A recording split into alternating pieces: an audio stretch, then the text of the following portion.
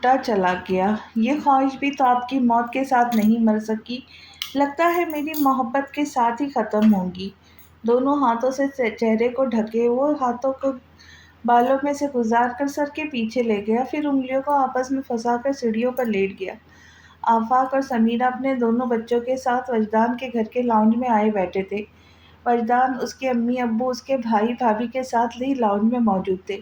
سبھی بچے وہیں آس پاس کی قالین پر دائرہ بنائے بیٹھے اپنا گروپ الگ کیے ہوئے تھے، اور جب وجدان کو پتہ چلا وہ ارم کی شادی کا دعوت نامہ لے کر آئے ہیں تو حیرت سے بولا، ارم تو اتنی بڑی ہو گئی؟ سمیرہ مسکرا دی، ہاں ہو گئی ہے، تبھی تو اس کی شادی کر رہے۔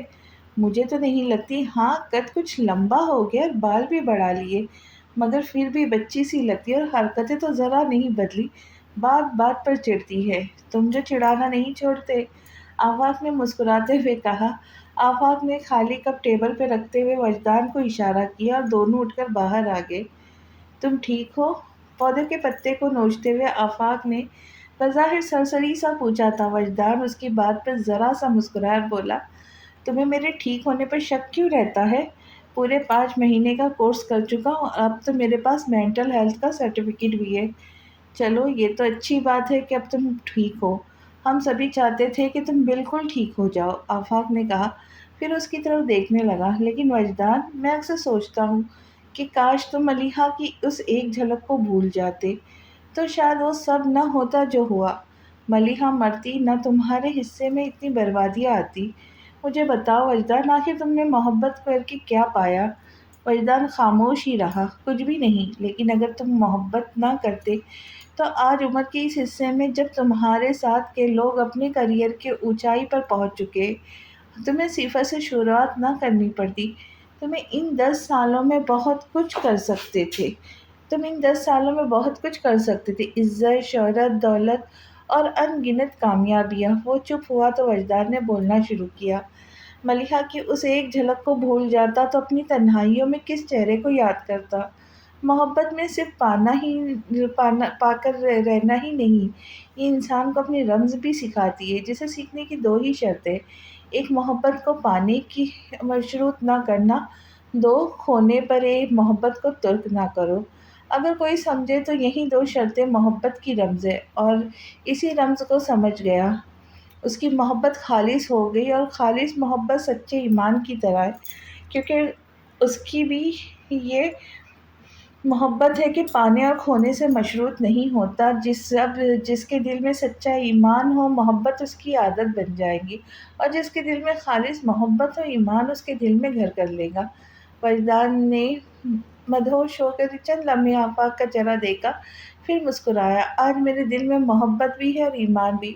اب ذرا سوچ کے بتاؤ، کیا واقعی میں نے محبت میں نقصان کچھ نہیں پایا؟ لیکن آفاق نے کچھ جواب نہیں دیا، ایسا لگ رہا تھا اس کے پاس کوئی جواب ہے ہی نہیں۔ وجدان ذرا سر کو جھٹکا اور کہا، جانے دو، تم جواب نہیں دے پاؤ گے، کیونکہ زیادہ تر لوگوں کی طرح تمہارے لیے بھی اسی چیز کو پانے کو کہتے ہیں جس سے دنیاوی اور مادی فائدہ حاصل ہو سکے۔ تمہاری نظر بس عزت، دولت، شہرت اور کامیابیوں تک ہی ہے۔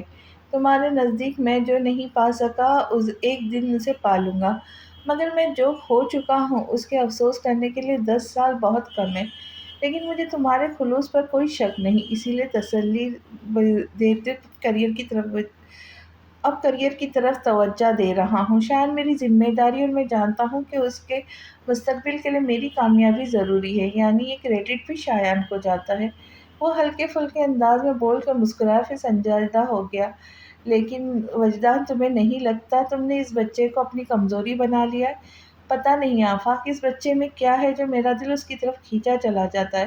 اپنے آپ ہی میں اس کے لیے باپ کی طرح سوچنے لگا ہوں۔ میرا دل چاہتا ہے میں اسے دنیا کی ہر وہ خوشی دوں جو میرے اختیار میں ہے۔ میں ایسا ہی کروں گا، اگر ضرورت پڑی تو اس کی خاطر اپنی اختیار کی آخری حد تک بھی گزر جاؤں گا۔ اس کا لہجہ مضبوط تھا۔ چلو چھوڑو، یہ بتاؤ بابا جان کیسے ہے؟ کون بابا جان؟ آفاق فوری طور پر سمجھا نہیں تو اس کی شکل دیکھنے لگا۔ ملیحہ کے بابا جان، وجدان نے کہا، اچھا وہ۔ آفاق نے لفظوں کو لمبا کھینچا، تمہیں ان کا خیال کیسے آ گیا؟ وہ ملیحہ کے بابا ہے تو میرے لیے بھی باپ کی جگہ ہے، پھر کیا مجھے ان کا خیال نہیں آنا چاہیے؟ بلکہ میں تو جب بھی ملیحہ کو سوچتا ہوں ساتھ ہی بابا جان اور ہادی بھائی کا خیال آ جاتا ہے۔ پتہ نہیں ملیحہ کے بعد کس طرح جی پائے ہوں گے، خاص طور پر ہادی بھائی۔ وہ تو شروع سے ہی لا علم تھے، آخری وقت تک لا علم رہے۔ پتہ نہیں سب جان کر ان کی کیا حالت ہوئی ہوگی۔ میرے بعد وہ دنیا کے دوسرے شخص تھے جس کے بارے میں مجھے یقین تھا کہ انہیں خود سے زیادہ ملیحہ کی پرواہ ہے۔ ان دونوں کا کیا پوچھتے ہو؟ آفاق سانس بھر کر بولا۔ ملیحہ کے صحم پر انہوں نے خود تایا جان اور پاپا کے سامنے تمہارے اور ملیحہ کے تعلق کے بارے میں انکشاف کیا اور اعتراف کیا تھا کہ ملیحہ کی شادی زبردستی کی جا رہی تھی۔ ہم نے انہیں ہمیشہ سخت گیر انسان کے روپ میں دیکھا تھا، مگر اس وقت تم ان کی حالت دیکھتے، ملیحہ کی موت نے ان کی کمر توڑ دی تھی۔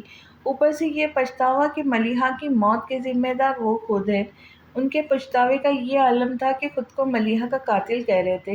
پھر ہاتھ جوڑ کے تایا جان اور پاپا سے معافی بھی مانگی، مگر جب ملیحہ ہی نہ رہی تو بھلا کیسی معافی؟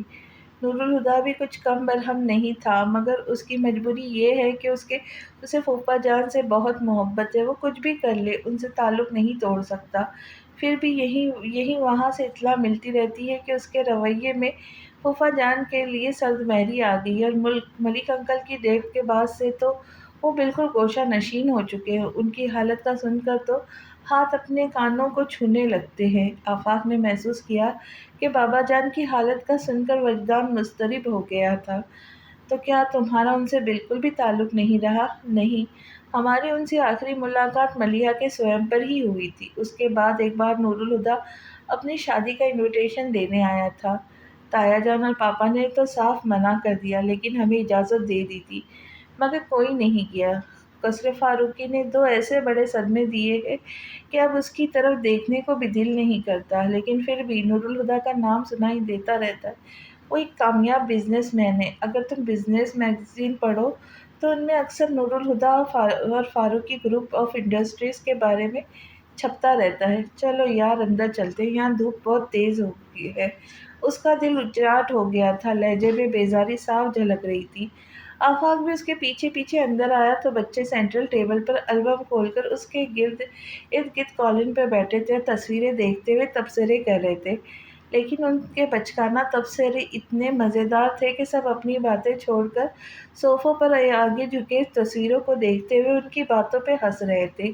البم دیکھتے دیکھتے ایک تصویر کو دیکھ کر 6-7 سال کی فائزہ دونوں ہاتھ البم پہ رکھ کے جھکتے ہوئے تصویر کو قریب سے دیکھ کر بولی، واؤ مناہل، تمہاری ممی کتنی اچھی لگ رہی ہے۔ میری ممی تو ہے ہی اچھی، وہ اٹلا کر بولی، مگر میری ممی زیادہ اچھی ہے۔ فائزہ کو جیسے اپنے بے ساختہ اظہار پر افسوس ہوا۔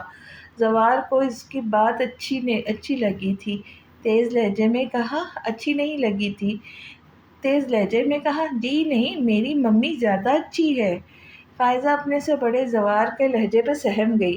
جواد نے جو اپنی بہن کو کمزور پڑتے دیکھا تو فوراً میدان میں کود پڑا۔ غلط، میری ممی سے زیادہ اچھا کوئی ہو ہی نہیں سکتا۔ مناہل کافی صلح جو بچی تھی، اس نے جو سب کے بگڑے تیور دیکھے تو فوراً بولی، ایک منٹ، لڑنے کی کیا ضرورت؟ ہم شایان بھائی سے پوچھ لیتے ہیں کس کی ممی سے زیادہ اچھی ہے۔ ہاں یہ ٹھیک ہے۔ سب کو یہ آئیڈیا پسند آیا۔ پھر جواد سب کی نمائندگی کرتے ہوئے شایان سے بولا، بتاؤ شایان، ہماری ممی زیادہ اچھی ہے یا زوار اور مناہل کی؟ ننھے جج نے بدبرانہ انداز میں دونوں پارٹیوں پہ نظر ڈالی، پھر سب بڑوں کو دیکھا جن کے ہونٹوں میں دبی دبی سی ہنسی تھی، اور آرام سے فیصلہ سنایا، تم سب کی ممی اچھی ہے، مگر سب سے اچھی تو صرف میری امی ہے۔ وجدان، آفاق اور سمیرہ ہی اس کی بات سن کر اچنبھے میں گر گئے تھے، ورنہ باقی سب تو ہنستے ہنستے بے حال ہو گئے، لیکن بچے ایک نئے حریف کو پا کر خاصے بددل ہو گئے تھے۔ زوار تو تنک کر بولا، جھوٹ مت بولو، تمہاری تو کوئی امی ہے ہی نہیں۔ شایان جھٹ سے بولا، میں جھوٹ نہیں بول رہا ہوں، میری امی ہے تو دکھاؤ۔ جواد نے بڑھ کر چیلنج کیا تو شایان اداس سا ہو کر بولا، وہ تو اللہ میاں کے پاس چلی گئی ہے، مگر پھر جوش سے کہنے لگا، لیکن میرے پاس ان کی تصویریں ہیں۔ فائزہ بولی، تو تصویریں ہی دکھا دو۔ ابھی لایا۔ وہ اٹھا اور بھاگ گیا۔ وجدان الجھ گیا تھا کہ شایان نے اپنی ماں کہاں سے تلاش کر لی۔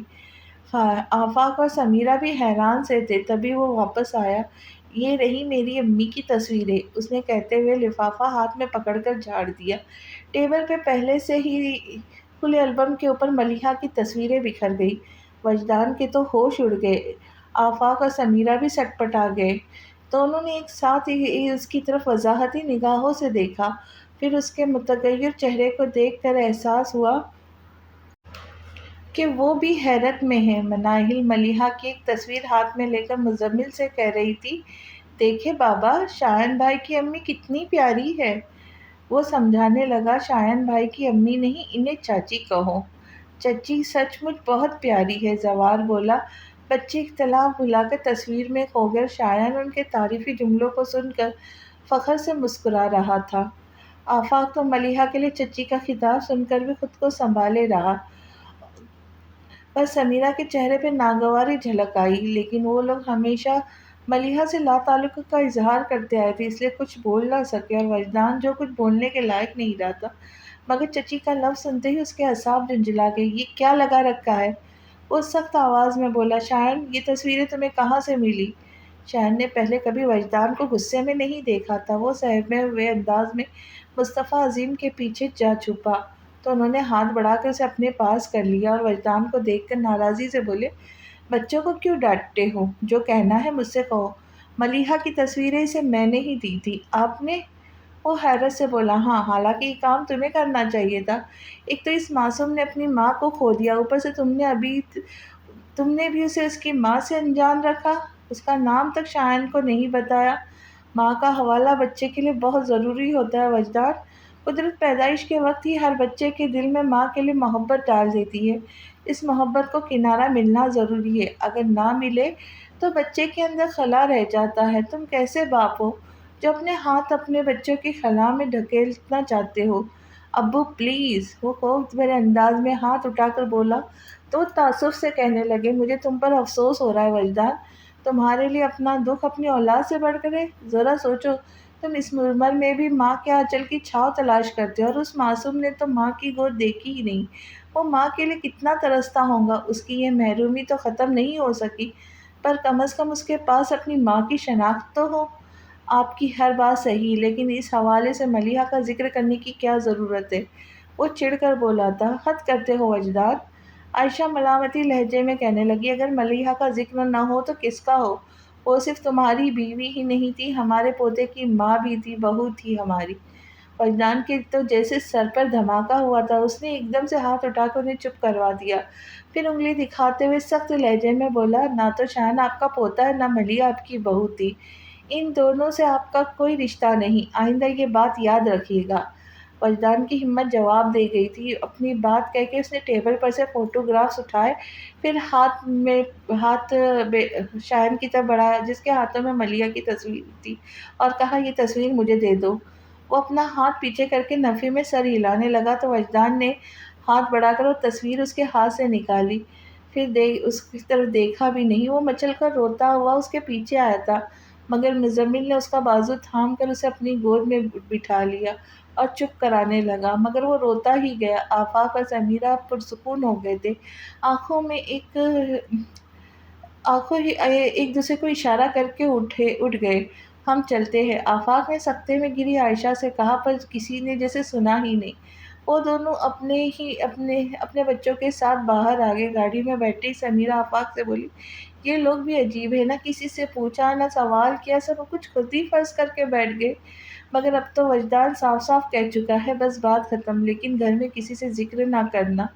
ہر ایک کو ہدایت کرتے ہوئے آفاق نے انجن اسٹارٹ کر دیا۔ مگر بات ختم نہیں ہوئی تھی، عائشہ کی حالت خراب ہوئی تھی۔ انیکا فٹافٹ جا کر گلوکوز بنا لائی، جسے پی کر ان کے حواس کچھ واپس آئے۔ آپ نے دیکھا مصطفیٰ صاحب، وہ کیسے کہہ کر گیا کہ شایان سے ہمارا کوئی رشتہ نہیں، اس کا دل میری طرف سے صاف نہیں ہوا، حالانکہ اس نے بھی تو ملیحہ سے شادی کر کے اپنی مرضی پوری کر لی تھی، پھر اگر وہ نہ رہ سکی تو میری کیا غلطی ہے؟ انیکا ان کے پاس بیٹھ کر پیار سے ان کے بال سمیٹتے ہوئے بولی، وہ جو بھی کہے، مگر سچ تو یہی ہے نا، شایان آپ کا خون ہے، مگر پھر دل چھوٹا کیوں کرتی ہے؟ مزمل بھی انیکا ٹھیک کہہ رہی ہے امی، شان ہمارا خون ہے اور یہ رشتہ کبھی ختم نہیں ٹوٹ سکتا۔ اور ابو اب بھی شان کو ہمیشہ سمجھاتے رہے کہ وجدان کے سامنے ملیحہ کا نام نہ لے، وہ ڈسٹرب ہو جائے گا، خود ہی غلطی کر دی۔ مجھے اندازہ نہیں تھا کہ وہ اس طرح ریئیکٹ کرے گا۔ وہ افسردہ ہو گئے۔ عائشہ نے دوپٹے سے اپنے آنسو خشک کر کے شایان کو دیکھا جو ابھی تک رو رہا تھا، اس کی طرف اپنے بازو پھیلا دیے۔ آؤ میرے پاس آ جاؤ۔ اور وہ روتے روتے ہی مزمل کے بازو سے نکل کے ان کی آغوش میں سما گیا۔ وجدان دونوں ہاتھوں سے سر تھام کر بیڈ پر بیٹھ گیا۔ اس کو وہم و گمان میں بھی نہیں تھا کہ شایان کے حوالے سے اس کے گھر والے کیا سوچ رہے۔ اپنی ناکام تمنا کو اس روپ میں دیکھ کر اس کے سارے زخم رسنے لگے تھے۔ وہ خود کو سمیٹنے میں لگا ہوا تھا کہ انیکا اچانک ہی بنا دستک دیے گھبرائی سی کمرے میں چلی آئی۔ کیا بات ہے بھابھی؟ وہ اس کے حواس باختگی پر چونکا۔ باہر آ کر دیکھو وجدان، شایان روتے روتے بے ہوش ہو گیا ہے۔ وجدان گھبرا کر اٹھا اور بھاگتا ہوا لاؤنج میں آ گیا۔ مصطفیٰ عظیم بے ہوش شایان کو گود میں لیے بیٹھے تھے۔ پاس ہی حواس باختہ سی عائشہ ہاتھ میں پانی کی بوتل لیے بیٹھی اس کے چہرے پہ چھینٹے مار مار کر ہوش میں لانے کی کوشش کر رہی تھی۔ وجدان کی جان پر بن آئی تھی۔ اس نے تیزی سے شایان کو اپنی گود میں لے لیا۔ شایان اس کے گال تھپک کر آواز دینے لگا، آنکھیں کھولو بیٹا، میری طرف دیکھو، مگر اس کی صدائیں بیکار گئی۔ وجدان گھبرا ہی تو گیا تھا۔ اسے ہوش نہیں آ رہا ابو، چلے اسے ہسپتال لے کر چلتے، مزمل ڈاکٹر کو بلانے گیا ہے۔ وجدان پریشانی سے لب کاٹنے لگا، پھر اسے گود میں اٹھا کر کمرے میں لے آیا، بیڈ پر لٹا دیا۔ چند منٹ بعد ہی ڈاکٹر صاحب مزمل کے معیت میں چلے آئے۔ انہوں نے اچھی طرح شایان کا چیک اپ کیا، پھر پوچھا، یوں تو سب ہی ٹھیک لگ رہا ہے، لیکن کہیں ایسا تو نہیں آپ نے بچے کو کچھ زیادہ ہی ڈانٹ دیا ہو؟ کچھ ایسا ہی ہے، مزمل نے وجدان کو دیکھ کر کہا۔ آپ کو اتنی سختی نہیں کرنا چاہیے، بچہ سہم سا گیا ہے۔ بہرحال میں نے انجیکشن لگا دیا ہے، 2 گھنٹے میں اسے ہوش آ جائے گا، لیکن آئندہ احتیاط کیجیے گا، بعض بچوں کے ساتھ خاص طور پر نرمی برتنے کی ضرورت ہوتی ہے، ان میں سختی برداشت کرنے کی طاقت نہیں ہوتی، آپ کا بچہ بھی بہت حساس ہے۔ ڈاکٹر نے شایان کو انجیکشن لگا دیا۔ وجدان پریشان سا بیڈ پر بیٹھ کر اس کے بال سہلانے لگا۔ عشاء کی نماز کے بعد دعا مانگ کر بھی وجدان گھر آنے کی بجائے گمسم سا وہیں مسجد میں بیٹھا رہا۔ کافی دیر بعد جب اسے احساس جاگا کہ سب نمازی چلے گئے تو وہ بھی سست قدموں سے چلتا مسجد سے باہر آ گیا۔ اسے شدت سے غم گسار کی ضرورت محسوس ہو رہی تھی۔ گھر جانے کی بجائے وہ آفاق کے گھر آ گیا۔ تم اس وقت سب ٹھیک تو ہے؟ پریشان سے لگ رہے ہو؟ اس نے نفی میں سر ہلا دیا۔ آفاق کو سمجھ نہیں آیا یہ اس کے کس سوال کا جواب ہے، اس لیے الجھ سا گیا۔ اچھا اندر تو آؤ۔ نہیں، باہر ہی ٹھیک ہوں۔ آفاق کا ماتھا ٹھنکا مگر خاموش رہا۔ دونوں کچھ قدم دور الیکٹرک پول کے نیچے جا کر بیٹھ گئے۔ کیا ہوا ہے؟ اسے خاموش دیکھ کر آفاق نے اسے بولنے پہ اکسا تو کہنے لگا، مجھے لگ رہا ہے کہ جیسے میں برف میں دفن ہو چکا ہوں اور جسم کے ساتھ میرا ذہن بھی سن ہو گیا ہے۔ کچھ نہیں ہے، سمجھ کچھ نہیں آ رہا آفاق۔ میرے گھر والوں نے ملیحہ کے بارے میں یہ سوچا بھی کیسے کہ ان کا مجھ سے یا شایان سے کوئی رشتہ رہا ہوگا؟ آفاق چپ سا رہ گیا، پھر بولا، اگر انہوں نے ایسا سوچا تو کچھ غلط نہیں کیا، وہ تو یہی سمجھتے ہیں کہ شایان تمہارا اپنا بیٹا، تمہارے بیٹے کی ماں ملیحہ کے سوا کون ہو سکتی ہے؟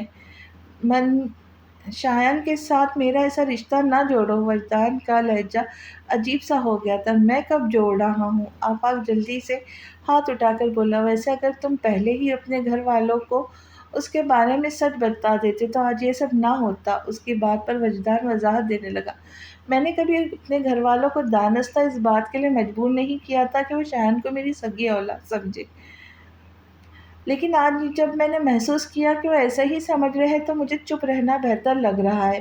اس کی وجہ صاف ہے، شایان کو جو محبت مقام میرے بیٹے کی حیثیت سے ملی وہ کسی گمنام بچے کو نہیں ملیں گی، بلکہ یہ جان کر کہ اس کے پیدا کرنے والے اسے غراضت کے طور پر خود سے الگ کر کے پھینک گئے تھے، اس کی ذات کی تضحیک و تحقیر کا نشانہ بن جائے گی۔ لوگ اسے گناہ کی پیداوار کہہ کے دھتکاریں گے۔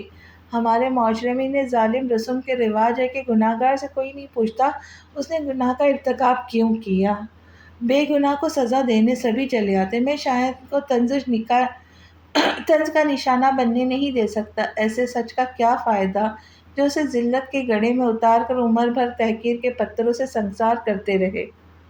کسی اور کو سچ بتانا تو کیا، میں کبھی شایان کو بتانے کی ہمت بھی نہیں کر پاؤں گا، کیونکہ میں جانتا ہوں اگر اسے پتہ چل گیا تو وہ اپنی خود کی نظروں میں گر جائے گا۔ نہیں آفاق، یہ بات کسی کو پتہ نہیں چلنی چاہیے۔ نم آنکھوں کے ساتھ وہ بے ساختہ ہی نہیں میں سر ہلاتا ہوا کہہ رہا تھا، وعدہ کرو یہ راز ہمیشہ راز رہے گا، میرے مرنے کے بعد بھی تم کسی قیمت پر اس راز سے پردہ نہیں اٹھاؤ گے۔ شایان میرا بیٹا ہے اور اس کا یہ بھرم ہمیشہ قائم رہنا چاہیے، بلکہ میں تو یہ دعا کرتا ہوں کہ قیامت کے دن بھی اس کا یہ بھرم نہ ٹوٹے۔ میں وعدہ کرتا ہوں کبھی یہ بات میری زبان پر نہیں آئیں گی۔ آفاق نے وعدہ کیا تھا، پھر قصداً ماحول کے تناؤ کو کم کرنے کے لیے مسکرا کر بولا، تم صرف یہ وعدہ لینے کے لیے اس وقت چلے آئے؟ لیکن وجدان کے تاثرات میں کوئی تبدیلی نہیں آئی۔ نہیں، میں تو اس خیال سے پریشان ہو کر تمہارے پاس آیا تھا جو ملیحہ کے میرے گھر والوں کے ذہن میں ہے۔ لیکن وہ بات تو صاف ہو گئی تھی، آفاق اچنبھے سے بولا۔ نہیں ہوئی، لیکن انہیں تو میں کبھی بھی کوئی کہانی سنا کر سمجھا لوں گا۔ اصل مسئلہ شایان کا ہے، جس کے دل میں ملیحہ ماں کے حیثیت سے نقش ہو چکی ہے۔ صرف ان کی تصویریں چھن جانے پر اس کا رد عمل اتنا شدید ہے کہ تمہارے جانے کے بعد روتے روتے بے ہوش ہو گیا۔ کافی دیر بعد ہوش آیا، ابھی تک بخار میں پنک رہا ہے، لیکن دوپہر سے پانی کی ایک بوند بھی حلق سے نہیں اتاری۔ دوا لینے کی تو بات ہی کیا ہے۔ سوچتا ہوں اگر ملیحہ کا خیال اس سے چھین گیا تو کیا کرے گا۔ اس کی آواز کی پریشانی سے حالات کی سنگینی کا اندازہ کر کے آفاق بھی پریشانی میں گھر گیا تھا، لیکن اس کے پاس بھی اس پریشانی کا کوئی حل نہیں تھا۔ دونوں کتنی ہی دیر خاموش بیٹھے اپنی سوچوں سے الجھتے رہے، پھر تھک کر وجدان اٹھ کھڑا ہوا۔ اب چلتا ہوں، شایان کی طبیعت ٹھیک نہیں، مجھے اس کی فکر ہو رہی ہے۔ آفاق نے بس سر ہلانے پہ اکتفا کیا۔ وجدان گھر پہنچا تو مصطفیٰ عظیم اس کے انتظار میں بے چینی سے گیٹ کے پاس ٹہل رہے تھے۔ اسے دیکھ کر تیزی سے اس کے پاس آئے۔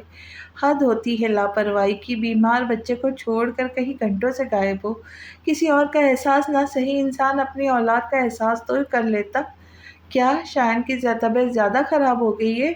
ان کے انداز سے سمجھ کر وہ پریشان ہوا تو وہ اور بھی بھڑک گئے۔ خود ہی جا کر دیکھ لو۔ وجدان کمرے میں آیا تو بیڈ پر نظر پڑتے ہی وہ گھبرا گیا۔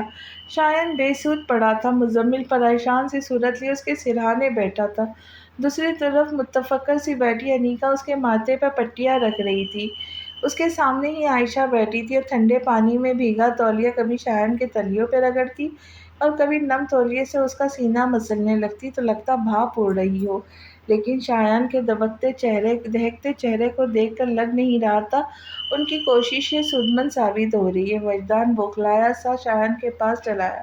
عائشہ مصطفیٰ نے اسے بیڈ کی دوسری طرف آ کر بیٹھتے دیکھا تو غصے سے بولی، تم اب آ رہے ہو؟ وہ انہیں نظر انداز کرتا شایان کے چہرے پہ ہاتھ رکھ کر بخار کی شدت محسوس کر کے پریشانی سے بولا، بخار تو بہت تیز ہو گیا ہے۔ تو وہ تڑک کر بولی، تمہیں کیا، تم جا کر مری بیوی کا دکھ مناؤ، زندہ اولاد چاہے تڑپتی رہ جائے، پر یاد رکھو جس کی یاد میں صبح شام اداس پھرتے ہو اسے پیدا کرنے والی بھی وہی تھی۔ تم ملیحہ پہ صرف اپنا حق سمجھتے ہو، مگر یہ بھی اس حق میں شامل ہے، اور مت بھولو کہ عورت پر شوہر سے زیادہ حق اولاد کا ہوتا ہے، اور جس نے یہ حق چھینا اسے معافی نہیں ملے گی۔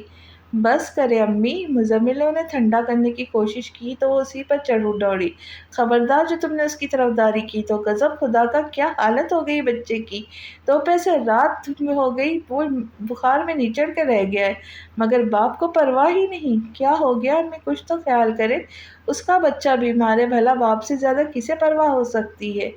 ریلیکس یار، اتنا پریشان ہونے کی ضرورت نہیں، بچے تو بیمار پڑا ہی کرتے ہیں۔ مزمل کی تسلی کے جواب میں وجدان خاموش ہی رہا۔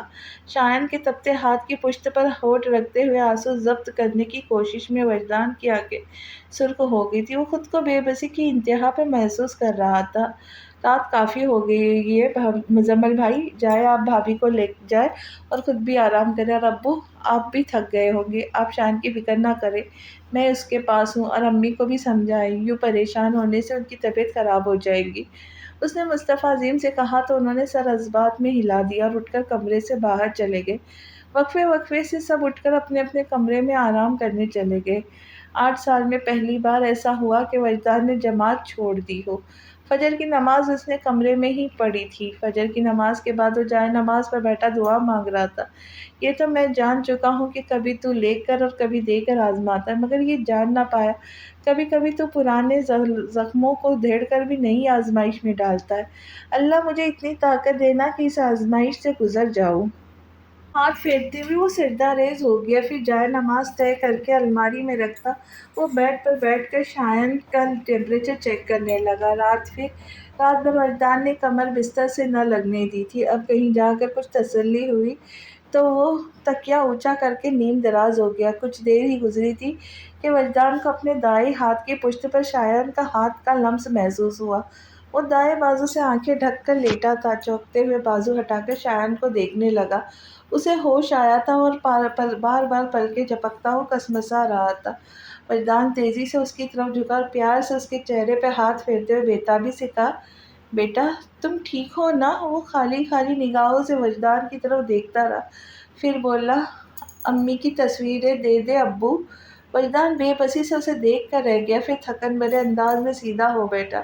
شایان بھی اٹھ کر بیٹھا اور پھر اس کی آستین مٹھی میں پکڑ کر ہلاتے ہوئے بولا، بیٹا ضد چھوڑ دو، میں بہت پریشان ہو گیا ہوں، ذرا اپنی حالت دیکھو، خود کو بیمار کر لیا، پھر ان تصویروں کے پاس رکھنے سے ملیحہ تو تمہارے پاس نہیں آ جائے گی۔ وجدان بڑی عاجزی سے منت کر رہا تھا، مگر شایان کے لیے تو بس یہی بات اہم تھی کہ وجدان اسے ملیحہ کی تصویر دینے سے انکار کر رہا تھا۔ پل بھر میں اس کے تاثرات بدلے اور سنجیدگی کو ہٹا کے اس کی صورت رونی ہو گئی۔ وہ ایک دم سے وجدان کا ہاتھ اپنے کندھے سے ہٹا کر اس کی طرف سے منہ پھیرے ہوئے تکیے میں منہ چھپا کر لیٹ گیا۔ کچھ دیر بعد ہی اس کے رونے کی آوازیں آنے لگی۔ پتہ نہیں اس کے پاس اتنے آنسو کہاں سے آ گئے تھے، کل سے ابھی تک خشک ہی نہیں ہوئے۔ رونے سے اس کا جسم کو جھٹکے لگ رہے تھے، جنہوں نے وجدان کو زلزلوں میں دھکیل دیا تھا۔ کوئی بے بسی سی تھی، اسے سمجھ نہیں آ رہا تھا شایان کو کیسے سمجھائے۔ وجدان کی برداشت ختم ہو چکی تھی، وہ اس سے زیادہ شایان کا رونا بلکنا نہیں سہ سکتا تھا۔ وہ اٹھا، الماری میں سے تصویروں کا لفافہ نکال کر ایک تصویر ہاتھ میں لے کر دیکھنے لگا۔ میں نے ہمیشہ ان فاصلوں کی عزت کی جو آپ نے کبھی اپنے اور میرے درمیان مٹنے نہیں دیے، مگر اب شاید میں ان کا بھرم نہ رکھ پاؤں۔ یہ جرم آپ کے نزدیک بہت بڑا ہوگا، لیکن مجھے معاف ضرور کر دیجیے گا۔ وہ دل ہی دل میں کہتا تصویر ہاتھ میں لیے بیڈ پر آ بیٹھا۔ لفافہ سائیڈ میں رکھ کر اس نے ملیحہ کی تصویر شایان کے چہرے کے سامنے کر دی۔ اس نے روتے روتے آنکھیں کھول کر سامنے دیکھا تھا، پھر میری امی کہتے ہی اس نے تصویر جھپٹ لی اور اٹھ بیٹھا۔ وہ سارا رونا بھول کر مسکرانے لگا تھا جیسے کوئی خزانہ ہاتھ آ گیا ہو۔ میری پیاری امی۔ وہ تصویر پر ہاتھ پھیر کر اسے چوم رہا تھا، پھر اسے سینے سے لگا لیا۔ وجدان اس کو دیکھتا رہا۔ جب وہ جی بھر کے ملیحہ کی تصویر کو پیار کر چکا تو وجدان نے پیالہ اٹھا کر یخنی میں چمچہ بھر کر اس کی طرف بڑھاتے ہوئے پوچھا، اب تو یخنی پیوں گے؟ ساری پی جاؤں گا اور دوا بھی پیوں گا۔ وہ مگن سے انداز میں کہہ رہا تھا، مگر وجدان جواب میں مسکرا بھی نہ سکا۔ پھر واقعی اس نے پورا پیالہ ختم کر کے سیرپ پیا، اس کے بعد آرام سے سو گیا، مگر سوتے ہوئے بھی ملیحہ کی تصویر اس کے گال کے نیچے دبی تھی۔ شام میں آفاق شایان کی خیریت دریافت کرنے آیا تو وجدان اس وقت اپنے کمرے میں بیٹھا شایان کو اٹھا رہا تھا۔ وہ آتے ہی صوفے پہ ڈھیر ہو گیا۔ السلام علیکم۔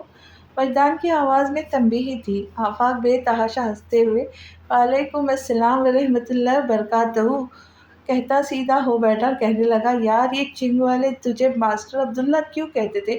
انہیں تو تیرا نام مولوی عبداللہ رکھنا چاہیے تھا۔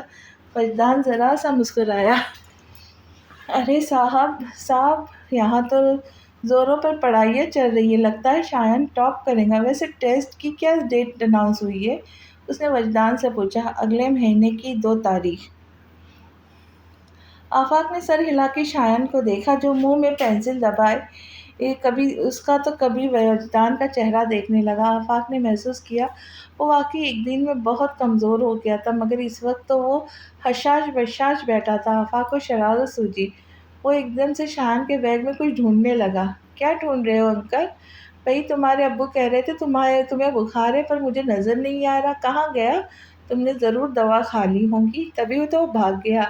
وہ ایسے تو نہیں بھاگا انکل، وہ تو ابو نے امی کی تصویر دے دی تو وہ امی کے ڈر سے بھاگ گیا۔ آفاق جو بچے کے ساتھ مذاق کو انجوائے کر رہا تھا ٹھٹک کر بولا، امی کی تصویر؟ ہاں یہ دیکھیں میری امی کی تصویر۔ اس نے سائیڈ میں رکھا فریم اٹھا کر آفاق کی طرف بڑھا تو آفاق نے اب کہیں جا کر نوٹ کیا کہ ملیحہ کی تصویر وجدان کے بیڈ کے سائیڈ ٹیبل پر فریم ہوئی رکھی ہے۔ فریم ہاتھ میں پکڑتے ہوئے اس نے وجدان کو دیکھا جس نے نظریں جھکا لی، پھر آہستہ سے اٹھ کر باہر چلا گیا۔ آفاق کی نظریں بھی اس کے تعاقب میں دروازے تک گئی تھی، جبکہ ناسمجھ بچہ ان دونوں کی کیفیت سے بے خبر معصومیت سے پوچھ رہا تھا، انکل میری امی اچھی ہے نا؟ میں ابھی آتا ہوں۔ آفاق عجلت میں اس سے کہہ کر باہر آ گیا۔ وجدان اسے ٹیرس پہ مل گیا۔ وہ ریلنگ پر کہنیاں ٹکائے سر جھکا کر نیچے دیکھ رہا تھا۔ آفاق اس کے پیچھے جا کھڑا ہوا۔ وہ بہت ضد کر رہا تھا آفاق، وجدان نے مڑے بغیر کہا جیسے اس کی آہٹ پہچان گیا ہو۔ آفاق چلتا ہوا اس کے برابر ریلنگ تھام کر کھڑا ہو گیا۔ وجدان کو اس کی خاموشی شرمندہ کر رہی تھی۔ وہ دھیمی آواز میں کہنے لگا، یہ سب وقتی ہے، کچھ دن گزر جانے دو، پھر میں اسے سمجھا بجھا کر ملیحہ کی تصویر واپس لے لوں گا۔ لیکن اس تصویر کا کیا جو اس کے ذہن میں فٹ ہو چکی ہے؟ اس کی بات سن کر وجدان نے لب بھینچ لیے۔ بچہ ہی تو ہے، بہل گیا تو بھلا بھی دے گا۔ محض خیال ہے تمہارا، اس کے اندر ماں کا احساس جاگ چکا ہے، وہ بھولے گا نہیں، سوال کرے گا۔ اگر ملیحہ اس کی ماں نہیں تھی تو پھر اس کی ماں کون تھی؟ اس نے تو 9 سال میں کبھی مجھ سے یہ سوال نہیں پوچھا۔ اس کا ہرگز یہ مطلب نہیں کہ 9 سال بعد تم سے یہ سوال نہیں پوچھے گا۔ آج اگر بہل بھی گیا تو آئندہ کسی وقت ہر صورت اپنے سوال کا جواب جان کر رہے گا۔ کہہ دوں گا تھی کوئی، اس کی پیدائش کے وقت مر گئی۔ وجدان جھنجھلا کر بولا، تمہیں لگتا ہے وہ یہ سن کر مطمئن ہو جائے گا؟ ہو جانا چاہیے، وہ سپاٹ لہجے میں بولا، لیکن ہوگا نہیں۔ وہ پوچھے گا اس کی ماں کس کی بیٹی تھی، کہاں رہتی تھی، کدھر دفن ہوئی، اور اگر تم اس کی ماں کی شناخت نہ دے پائے تو یقیناً اس تلاش میں چنگ والی کے رخ کرے گا۔ وہاں کے لوگ اس کی شناخت تو نہیں بتا سکیں گے لیکن شایان کو اس کی پہچان ضرور کرا دیں گے۔ تو کیا یہ بہتر نہیں کہ تم اسے خود ہی سچ بتا دو؟ ہماری سوسائٹی میں ایسے کئی بچے پیدا ہوتے ہیں جنہیں ان کی ماں پولیتھین بیگ میں ڈال کر کچرے کے ڈھیر میں پھینک دیتی ہے۔ ان میں سے کئی تو اپنے ماں باپ کے طفیل جرم بے گناہی میں سزائے موت پا جاتے ہیں، اور جو بچ جاتے ہیں آخرکار اس تلخ حقیقت کو قبول کر لیتے ہیں۔ ایک دن شایان بھی اس تلخ حقیقت کے ساتھ کمپرومائز کر لے گا۔ کمپرومائز؟ ہوں؟ وجدان نے طنز سے کہا، کمپرومائز کی اس دلاسے میں کتنا سچ ہے جانتا تو ہوں۔ ریکارڈ اٹھا کر دیکھو، ایسے بچے آگے چل کر اینٹی سوشل ایکٹیویٹیز کا حصہ بن جاتے۔ میں نے عدالت کے کٹہرے میں کھڑے ایسے کئی مجرموں کے چہرے دیکھے جن کی کہانی کچرے کے ڈھیر سے شروع ہوتی ہے اور ختم یا تو جیل کے سلاخوں میں ہوتی ہے یا کسی پولیس والوں کے ریوالور سے نکلی گولی پر، یا پھر وہ خود ہی اپنے ہاتھوں زندگی کا بوجھ اتار پھینکتے ہیں، اور جو اس کی ہمت نہ کر سکے وہ چرس اور افیم کے زہر رگوں میں اتارتے کسی گندے جوہڑے کے کنارے پڑے موت کے انتظار میں سسکتے رہتے۔ لیکن اس سب کی ذمہ دار صرف ان کے ماں باپ ہی نہیں ہیں، میں بھی ہوں، تم بھی ہو۔ ہماری یہ سوسائٹی ہے جو ایسے لوگوں کے پروڈیوس کرتے ہیں جو گناہ کو عیب نہیں سمجھتے، اور جب وہ اپنے ماتھے پر لگے راتوں کے گناہ کو، سیاہ داغوں کو دن میں نیک نامی کی چادر سے ڈھک کر معصوم چہرہ بنائے انجان سے ہمارے درمیان اٹھتے بیٹھتے ہیں تو مزید معزز کہہ کے انہیں پھلنے پھولنے کا موقع دیتے ہیں۔ ہم میں سے کوئی راتوں کو جاگ کر کچرے کے ڈبوں کی چوکیداری نہیں کرتا تاکہ ان گناہگاروں کو دوسروں کے گناہ سے روکا جائے، لیکن صبح جب چوہے ان معصوم بچوں کے نرم گوشت قتل چکے ہوتے، کتے رات بھر میں بھموڑ ڈالتے ہیں تو پورا محلہ گہری نیند سے جاگ کر ان مسخ شدہ لاشوں کے آخری دیدار کو آ پہنچتا ہے، پھر برائے اہتمام سے اس کی تدفین ہوتی ہے۔ اگر کوئی بد نصیب نوکیلے دانتوں کی کاٹ سہ گیا ہو تو اسے کیمرہ ہماری بچی کی جاتی ہے تاکہ زندہ رہ کر زندگی بھر یہ طعنہ سن کر اسے ڈوب مرنا چاہیے۔ ہر ایک بے گناہ چہرے کے پیچھے 2 گناہگار چہرے چھپے ہوتے ہیں۔ ان گناہگاروں کی دوگنا غیرت کہاں چلی جاتی ہے؟ وہ ماتھے پر سلوٹے لیے سوال کر رہا تھا لیکن جواب خود اس کے پاس بھی نہیں تھا۔ اس نے اپنے لب بھینچتے ہوئے آفاق کے چہرے سے نظر ہٹا لی، پھر یوں بولا جیسے خود کلامی کر رہا ہو، اللہ کہتا ہے باپ کا کیا اولاد سے نہیں پوچھا جائے گا، لیکن انسان اولاد سے ماں باپ کے اعمال کا ضرور جواب لیتا ہے، پھر سزا بھی سناتا ہے۔ پھر تو کیا اللہ کا عدل ناقص ہے یا ہمارے انصاف کے پیمانے اس کے یہاں سے بہتر ہے، لیکن نہیں، جسے خود انصاف سے گزرنا ہو وہ منصف کیسے ہو سکتا ہے؟ وہ اچانک آفاق کی طرف دیکھ کر پلٹا۔ تم چاہتے ہو میں بھی صف میں کھڑا ہو جاؤں؟ جب میں نے شایان کے ماں باپ کا چہرہ نہیں دیکھا، اسے وہ آئندہ کیوں دکھاؤں جس میں اس کے ادھورے وجود کی بگڑی ہوئی تصویر نظر آئیں گی؟ اگر وہ اپنے عمر سے گر گیا، نظروں سے گر گیا تو چوٹ مجھے آئیں گی۔ سوال صرف شایان کی زندگی کا نہیں ہے آفاق، دھیان سے دیکھو تو میری زندگی بھی جڑی ہے۔ میں تو زندہ ہی اس کے لیے ہوں، اگر وہ مجھ سے کھو گیا تو میں زندہ رہ کے کیا کروں گا؟ آفاق کو سچ مچ یوں لگا کہ وجدان اسے اس کی زندگی کی بھیک مانگ رہا ہے۔ وہ سر جھکا کر رہ گیا، پھر پلٹ کر جانے لگا، لیکن چند قدم چل کر ہی وہ اچانک مڑ کر وجدان کو دیکھنے لگا، جو ساکت نظروں سے اسے دیکھ رہا تھا۔ وہ ہموار لہجے میں کہا، اس بار میں تمہیں کچھ کھونے نہیں دوں گا۔ اس کی آنکھوں میں ایک خیال کی پرچھائی تھی۔ جب اس نے سمیرہ کو اپنا خیال بتایا تو حیرت سے اسے دیکھتی رہی۔ مجھے حیرت ہو رہی ہے آفاق، آپ دوستی میں اتنا آگے نکل گئے ہیں کہ آپ کو یہ بھی یاد نہیں رہا کہ ملیحہ سے آپ کا بھائیوں جیسا رشتہ تھا، اور کسی بھائی کو زیب نہیں دیتا کہ وہ اپنی بہن کے بارے میں ایسی بات کرے۔ جب وہ اپنی بات کہہ چکی تو آفاق نے پرسکون انداز میں کہا، مجھے سب یاد ہے، وہ محبت تھی جو ملیحہ نے وجدان سے کی تھی، اور میرے دل میں ان کی محبت کا بہت احترام ہے۔ جب کسی کا اتنا احترام کر لیا جائے تو انسان اس کے سامنے بے بس ہو جاتا ہے۔ تم یقین کرو میں وجدان کے سامنے اتنا ہی بے بس ہوں۔ کہنے کو وہ میرا دوست ہے، مگر میں اس کے سامنے انکار کی جرات نہیں کر سکتا۔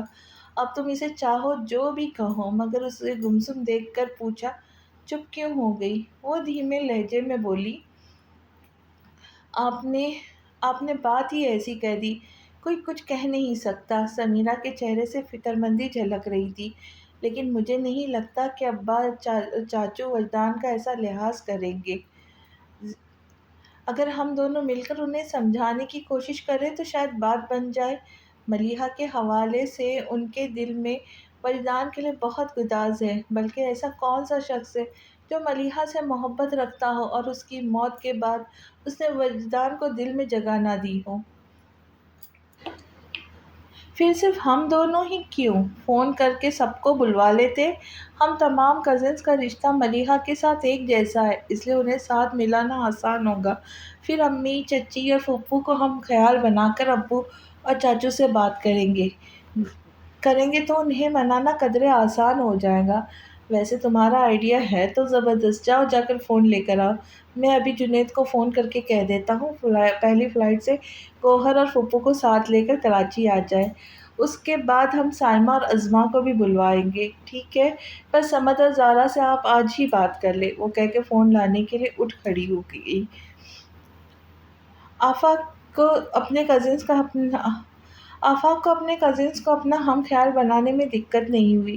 ان سب نے ملیحہ اور وجدان کو ایک دوسرے کے لیے برباد ہوتے دیکھا تھا، اور شاید اسی کا اثر تھا کہ سب نے آفاق کی بات پر اتفاق کیا اور اس کی ہدایت پر سب جمع ہو گئے۔ پھر آفاق، سمد اور جنید جا کر بڑوں کو ان کے کمروں سے بلا لائے۔ انہوں نے جو ہال میں مجموعہ لگا دیکھا تو حیرت سے ایک دوسرے کو دیکھا۔ کیا بات ہے آفاق، سب ٹھیک تو ہے نا؟ منیر حسن الجھ سے گئے۔ آفاق نے کہنا شروع کیا، اصل میں بات یہ ہے پاپا، میں نے اتنے سالوں تک وجدان کے گھر والوں سے اپنا اور ملیحہ کا رشتہ چھپا کر رکھا ہے، اس لیے وہ ملیحہ کی موت کے بارے میں بھی کبھی نہ جان سکے۔ اب ان کی بے خبری کنفیوژن ہو رہی ہے۔ کیسی کنفیوژن؟ اس کی امی نے ٹوکا۔ ملیحہ کے جینے مرنے سے پہلے بھی ان کا کوئی تعلق نہیں تھا، اب تو ان کا بیٹا لوٹ آیا ہے۔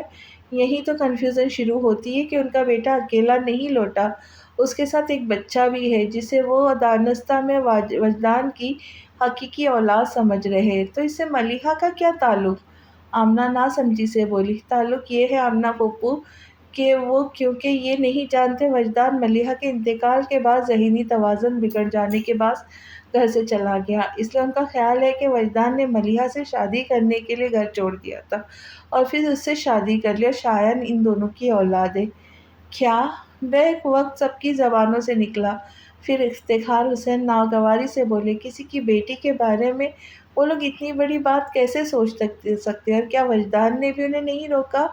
اسے پتہ چلتا تو وہ روکتا۔ اسے تو چند دن پہلے اتفاقاً یہ بات معلوم ہوئی جب شایان نے سب کے بیچ بیٹھے ہوئے ملیحہ کی تصویر پہ یہ کہہ کر دکھائی کہ وہ اس کی امی ہے۔ اس وقت میں بھی وہاں پر تھا۔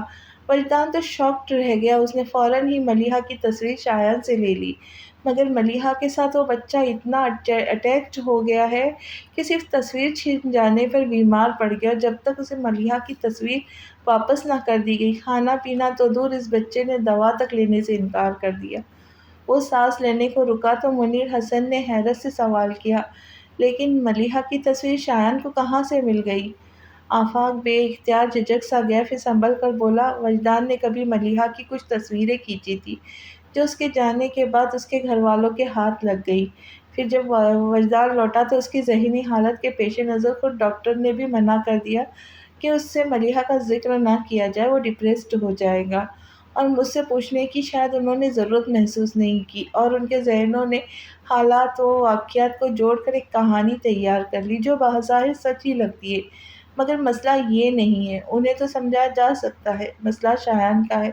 ان 5 مہینوں میں یہ کہانی اسے اتنی بار سنائی گئی کہ ملیحہ کا تصور اس کے دماغ میں راسخ ہو چکا ہے۔ اول تو وہ بچہ اتنا چھوٹا ہے کہ اسے سمجھانا ممکن نہیں، لیکن اگر اسے کسی طرح سمجھا بھی لیا جائے تو یہ فطری سوال ضرور پوچھے گا کہ پھر اس کی ماں کون ہے، اور وجدان اسے سچ بتانا نہیں چاہتا، لیکن اس کے متوقع سوال کا جواب بھی اس کے پاس نہیں۔ شایان کے ذہن میں تجسس بیدار ہو جائے گا، اور پھر اگر اس نے خود سے اپنی ماں کو ڈھونڈنے کی کوشش کی تو اسے زیادہ سفر کرنے کی ضرورت نہیں پڑے گی، اسے صرف اس گاؤں تک کا سفر کرنا پڑے گا جہاں وہ پیدا ہوا، اور اب ایک تکلیف دہ سچ وہاں اس کا منتظر ہے، اور یہی خیال وجدان کو پریشان کر رہا ہے۔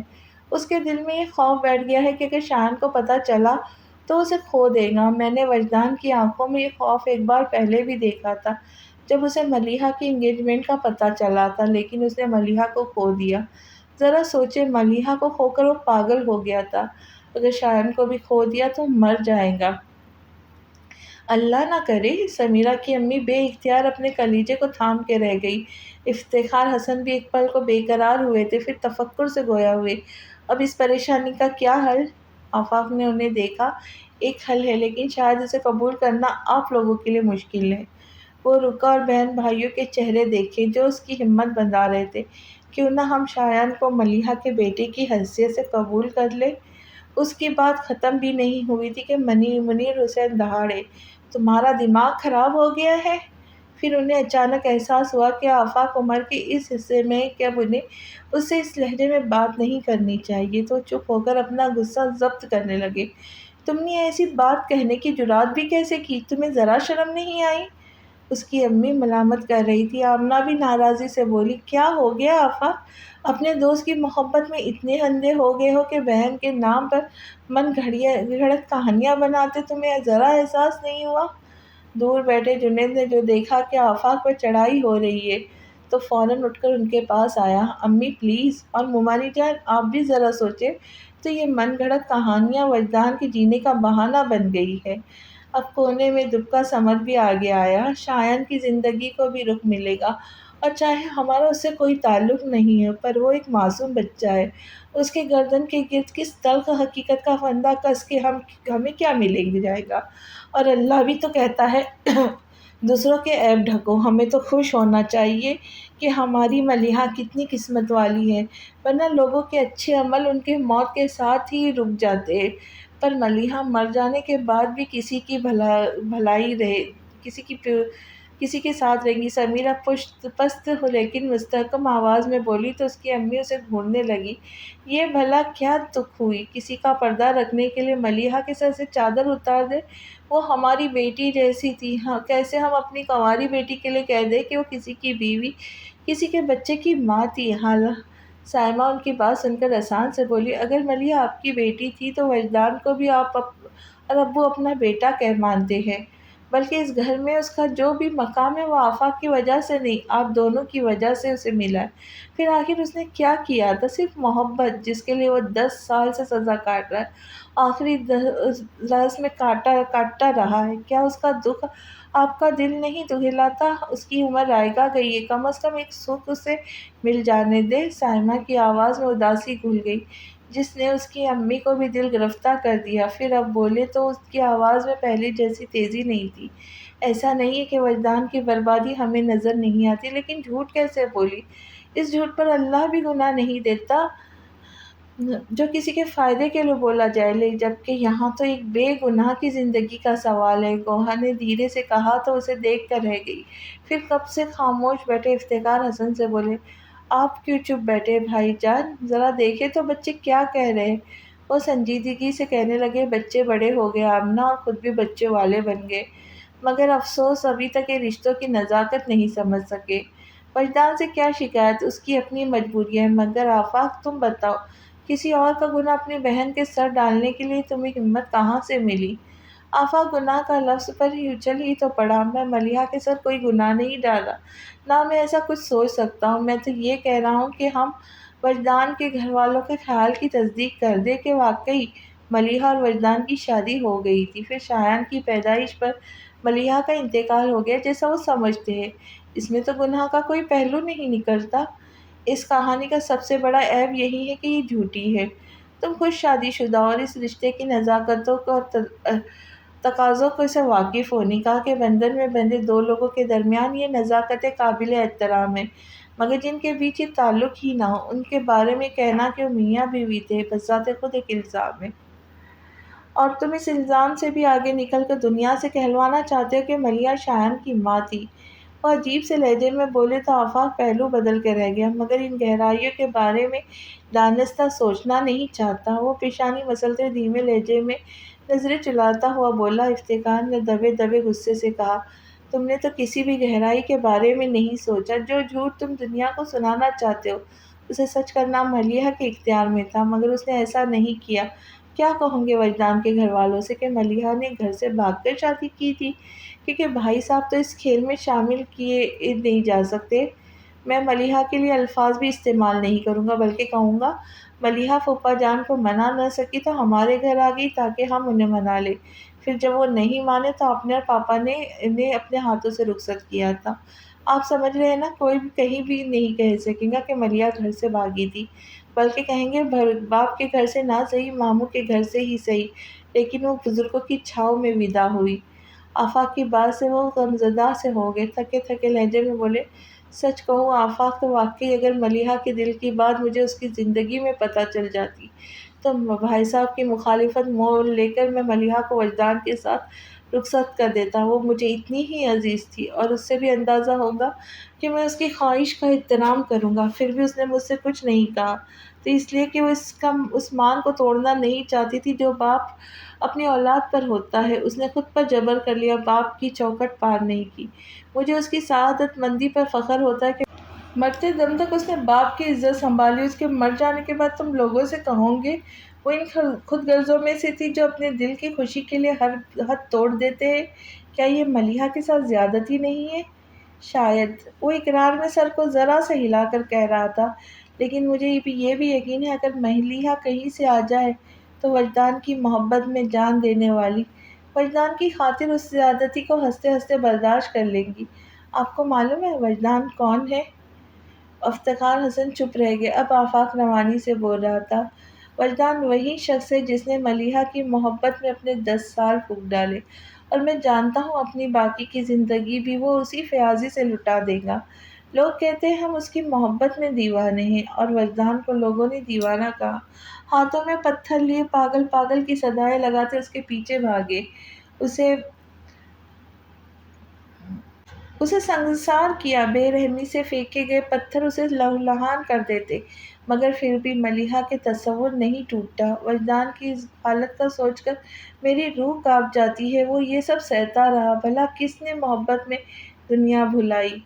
لیکن وجدان اپنا آپ بھول گیا۔ کہاں ایسے لوگ ملیں گے، ایک محبت میں مر جائے اور دوسرا بھی ہو تو مردوں سے بدتر۔ میں ملیحہ کا بھائی ہوں، مگر میرے سامنے وجدان ملیحہ کا ذکر کرتے ہوئے بے اختیار ہو جاتا ہے۔ اسے احساس بھی نہیں ہوتا کہ وہ کیا کہہ رہا ہے، اور میں محسوس کر کے بھی اسے ٹوک نہیں پاتا۔ ٹوکوں بھی کیسے، جب وہ دونوں ہی ایک دوسرے کے لیے ہر حد سے گزر گئے؟ تو پھر میں یہ حد کس طرح لگا دوں؟ آفاق کی سرگوشیوں میں ڈھلی آواز سن کر سمیرہ کی آنکھیں بھر گئی۔ افتخار حسین کی حالت ایسی تھی جیسے آفاق نے ان کی شہرک پر ہاتھ دھر دیا۔ پاپا، تایا جان! آفاق نے ان دونوں کو مخاطب کیا تو وہ شکستگی سے اسے دیکھنے لگے۔ آپ دونوں ملیحہ سے بہت محبت کرتے ہیں نا؟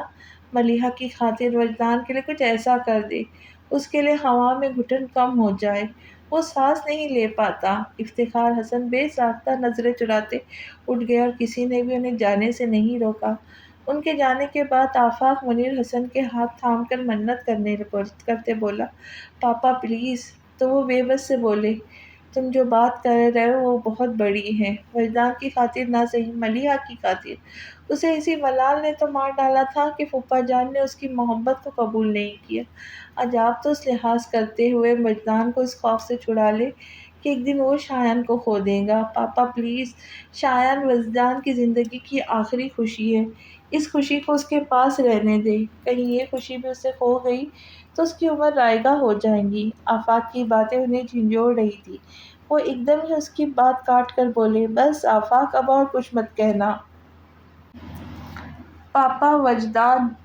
آفاق نے کچھ کہنے کی کوشش کی تھی، ان کو جاتا دیکھ جنید تائی سے مخاطب ہوا، آپ تو شایان والی بات کے لیے راضی ہیں؟ انہوں نے کچھ کہا تو نہیں، مگر نام آنکھوں سے اسے تکنے لگی۔ خواتین کو اداس دیکھ کر ان سب کی امید ہو چلی تھی کہ 3 مہرے تو پٹ گئے۔ سمیرہ کی امی دوپٹے سے آنکھیں صاف کرتے ہار مانتے کے انداز میں بولی، اچھا ٹھیک ہے، میں افتخار سے بات کرتی ہوں۔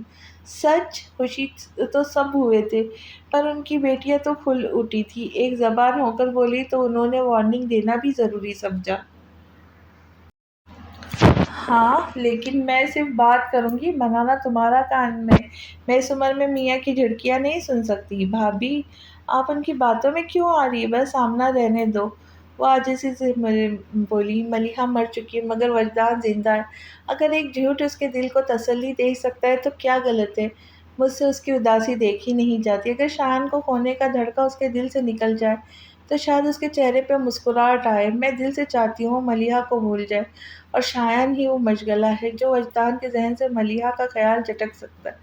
بھابھی، کیا ہو گیا اب کہ آفاق کی امی ان سے الجھی؟ پھر تینوں میں دھواں دھار بحث چھڑ گئی۔ کام بن گیا تو سارے ایک دوسرے کو اشارہ کرتے اٹھ گئے۔ صبح ناشتے کی تیاری کے دوران سمیرہ اور اس کی بہنیں سمیرہ کی امی سے رپورٹ لے رہی تھیں۔ آپ نے ابو سے بات کی؟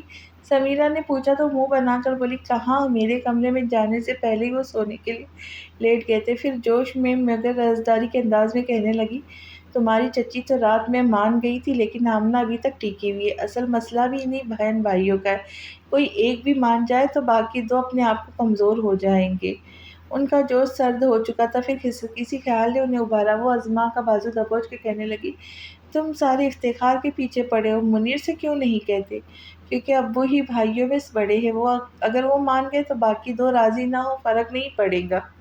وہ کبھی ابو کے فیصلے کے آگے نہیں بولیں گے، ازما کہہ کر تائید چاہنے کے انداز میں اپنی بہنوں کو دیکھنے لگی تو سب نے اس کی تائید کی۔ سائمہ کی نظر کچن کی کھڑکی سے باہر گئی اور وہ سمیرہ کا کندھا ہلا کر بولی، سمیرہ، ابو ناشتے کے لیے آ گئے، یہ آفاق کدھر ہے؟ سمیرہ نے فوراً کھڑکی سے باہر دیکھا۔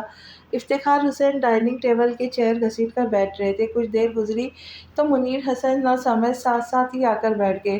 ماحول میں تناؤ محسوس کیا جا سکتا تھا، ہر کوئی گرد و پیش سے نظر چرائے خاموشی سے ناشتہ کر رہا تھا۔ منیر حسن اور افتخار حسن کا اندازہ تھا کہ وہ تینوں رات والا ٹاپک دوبارہ ضرور شروع کریں گے۔ اس ٹاپک سے بچنے کے لیے ہی وہ اپنے بیٹوں کی طرف دیکھنے سے بھی گریز کر رہے تھے۔ تایا جان، آپ نے کیا سوچا؟ کس بارے میں؟ انہوں نے تجاہل عارفانہ برتا۔ وہیں جو رات میں بات ہوئی تھی، افتخار حسن کپ ٹیبل پر رکھ کر برہمی سے بولے، وہ بات ایسی نہیں تھی کہ جس کے بارے میں سوچا جائے۔ ہمیں آپ سے اجازت چاہیے ماموں جان، اور اگر آپ سوچیں گے نہیں تو ہمیں اجازت کیسے دیں گے؟ جنید کے لہجے میں اصرار تھا۔ افتخار حسن کی تیوریاں چڑھ گئی، اجازت مانگنی ہے تو مجھ سے نہیں، بھائی صاحب سے مانگو، ان کا یہاں کیا ذکر؟ بنا سوچے ہی صمد کے منہ سے نکلا، پھر اسے فوراً ہی اپنی بات کے بے تکے ہونے کا احساس بھی ہو گیا۔ افتخار حسین اس کی بات سن کر بولے، ملیحہ ان کی بیٹی تھی، اور اگر کل تم کسی کو ملیحہ کی اولاد کہتے ہو تو یہ ان کے خون میں ملاوٹ کے برابر ہے۔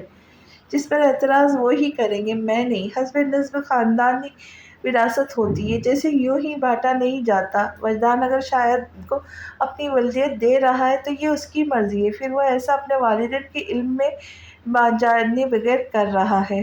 اگر مصطفیٰ عظیم کو پتہ چل جائے تو وجدان کی خاطر وہ ایک لے پالک کی حیثیت سے تو اسے شاید برداشت کر ہی لے، مگر وہ کبھی اسے اپنا وارث تسلیم نہیں کریں گے۔ اظہر فاروقی کی تو بات دور کی، کبھی جاؤ ان کی زمین اور وہاں جانوروں کی منڈی جیسا ایک بڑا بازار ہے جس میں ہر نسل کی چوپایہ موجود ہے سوائے کھچر کے، کیونکہ اس کی نسل دوگلی ہے۔ جس شخص کو جانور کی نسل میں ملاوٹ پسند نہیں، وہ اپنی اس آزمائش کی کیا برداشت کرے گا؟ اظہر فاروقی کو اپنے اعلیٰ نسب کا غرور ہے، وہ اپنے غرور کا تاج کبھی بھی کسی کی ناجائز اولاد کے سر پر نہیں سجائیں گے۔ اب کیا صرف ان کی وجہ سے اعتراض کر رہے؟ جنید کے سوال پر وہ رخ بدل کر دوسری طرف دیکھنے لگے۔ آپ کو یاد ہے خالو جان سے ہماری آخری بار ملاقات کب ہوئی تھی؟ اس نے ایک اور سوال کیا، پھر ان کے جواب کا انتظار کیے بغیر کہا، ملیحہ کے سوئم پر۔ آج ملیحہ کو گزرے ہوئے 10 سال سے زیادہ عرصہ گزر چکا ہے۔ اس دوران نور الہدیٰ بھی آیا تو بس ایک بار۔ اس کے علاوہ ان دونوں خاندان کے بیچ 10 سال سے کوئی رابطہ نہیں ہوا، اور آئندہ بھی ایسا ہونے کی کوئی امید نہیں۔ پھر انہیں کیسے پتہ چلے گا کہ دنیا میں کوئی ایسا بھی ہے جو ملیحہ کو ماں کہتا ہے؟ ماں! اس نے مٹاس سے اس لفظ کو ادا کیا۔ یہ لفظ کتنا مقدس، کتنا قابل احترام ہے۔ ملیحہ کو اس سے اچھا خطاب اور کیا ملے گا؟ افتخار حسن نے کوئی جواب ہی نہیں دیا، اور منیر حسن جو پہلے لا تعلق سے ناشتے میں مصروف تھے، اب چہرے سے عجیب سے تاثرات لیے خاموش تھے۔ ان کے سامنے پڑا ناشتہ یوں ہی ٹھنڈا ہو رہا تھا۔ وہ تینوں ہی محسوس کر رہے تھے کہ انہوں نے اپنے بڑے بھائی کی تائید میں ابھی تک کچھ نہیں کھایا ہے۔ انہوں نے بڑے بھائی کی تائید میں ابھی تک کچھ نہیں کہا۔ انہیں یہ خاموشی اپنے حق میں محسوس ہو رہی تھی۔ خاموشی کا وقفہ طویل ہو گیا، جسے آخر آفاق نے توڑا۔ آپ دونوں پھوپھا جان کو صرف ملیحہ کی موت کے لیے ذمہ دار سمجھتے، لیکن کیا وجدان کی بربادی ان کے ذمہ نہیں؟ یہ دونوں الزام لازم و ملزم ہیں، لیکن پھوپھا جان اکیلے ملزم نہیں۔ میرا ضمیر مجھے بھی ان الزاموں میں ان کے ساتھ شامل رکھتا ہے۔ افتخار حسین اور منیر حسن نے ذرا سا چونک کر انہیں سے دیکھا۔ صمد اور جنید نے بھی حیرت سے اسے دیکھنے لگے، جو سر کو جھکائے نیچے نگاہ سے دیکھ رہا، کہہ رہا تھا، آپ کو بے خبری کا فائدہ حاصل ہے، مگر میں وہ شخص ہوں جو ملیحہ کی زندگی میں ہی پورا سچ جان گیا تھا۔ میرے پاس 3 دن کی مہلت تھی اور میں ان 3 دنوں میں بہت کچھ کر سکتا تھا، مگر میں نے کچھ نہیں کیا۔ مجھے کچھ کرنے کا خیال ہی نہیں آیا۔ میں ساحل پر کھڑا ان دونوں کا ڈوبنے کا نظارہ کرتا رہا، یہاں تک کہ وہ دونوں ڈوب گئے۔ یقیناً آفاق کی آنکھوں میں نمی آ گئی، جسے اس نے اندر ہی اندر روکتے ہوئے سلسلہ کلام جاری رکھا، میری غلطی یہ تھی کہ میں نے ان کے جذبوں کی گہرائی کو سمجھ ہی نہیں سکا۔ سمجھتا بھی کیسے؟ ایک انگوٹھی نے ملیحہ کو باندھ لیا اور گریز کے اشارے نے وجدان کے راستے بدل دیے۔ تو میں نے سوچا انہیں اگر محبت تھی بھی تو وہاں تک نہیں پہنچی جہاں ایک دوسرے کے لیے چوٹ سہی جاتی ہے، مگر ان کی محبت تو وہاں تک پہنچ چکی تھی جہاں چاہے جانے والے شخص کے احترام میں اپنے ہاتھوں اپنے وجود کو مٹا دیا جاتا ہے۔ وجدان ملیحہ کے لیے مٹتا رہا اور ملیحہ نور الہدیٰ کے لیے مٹتے مٹتے وجدان کے لیے مٹ گئی۔ وہ اپنے آپ اس بھنور میں سے نہیں نکل سکتے تھے، انہیں کسی تیسرے کی ضرورت تھی جو انہیں اس بھنور سے نکلتا۔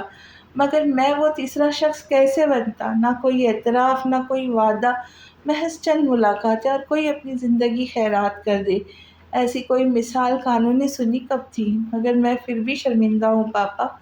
اس نے سر اٹھا کر منیر حسین کو پکارا۔ مجھے ایسا لگتا ہے کہ شان کی صورت میں مجھے وہ موقع دیا گیا ہے، میں اپنی غلطی کا ازالہ کر سکوں، پھر شاید وجدان کا سامنا کرتے ہوئے مجھے ندامت نہ ہو۔ میں اس بار ساحل پر بیٹھ کر وجدان کو ڈوبنے کا نظارہ نہیں کروں گا۔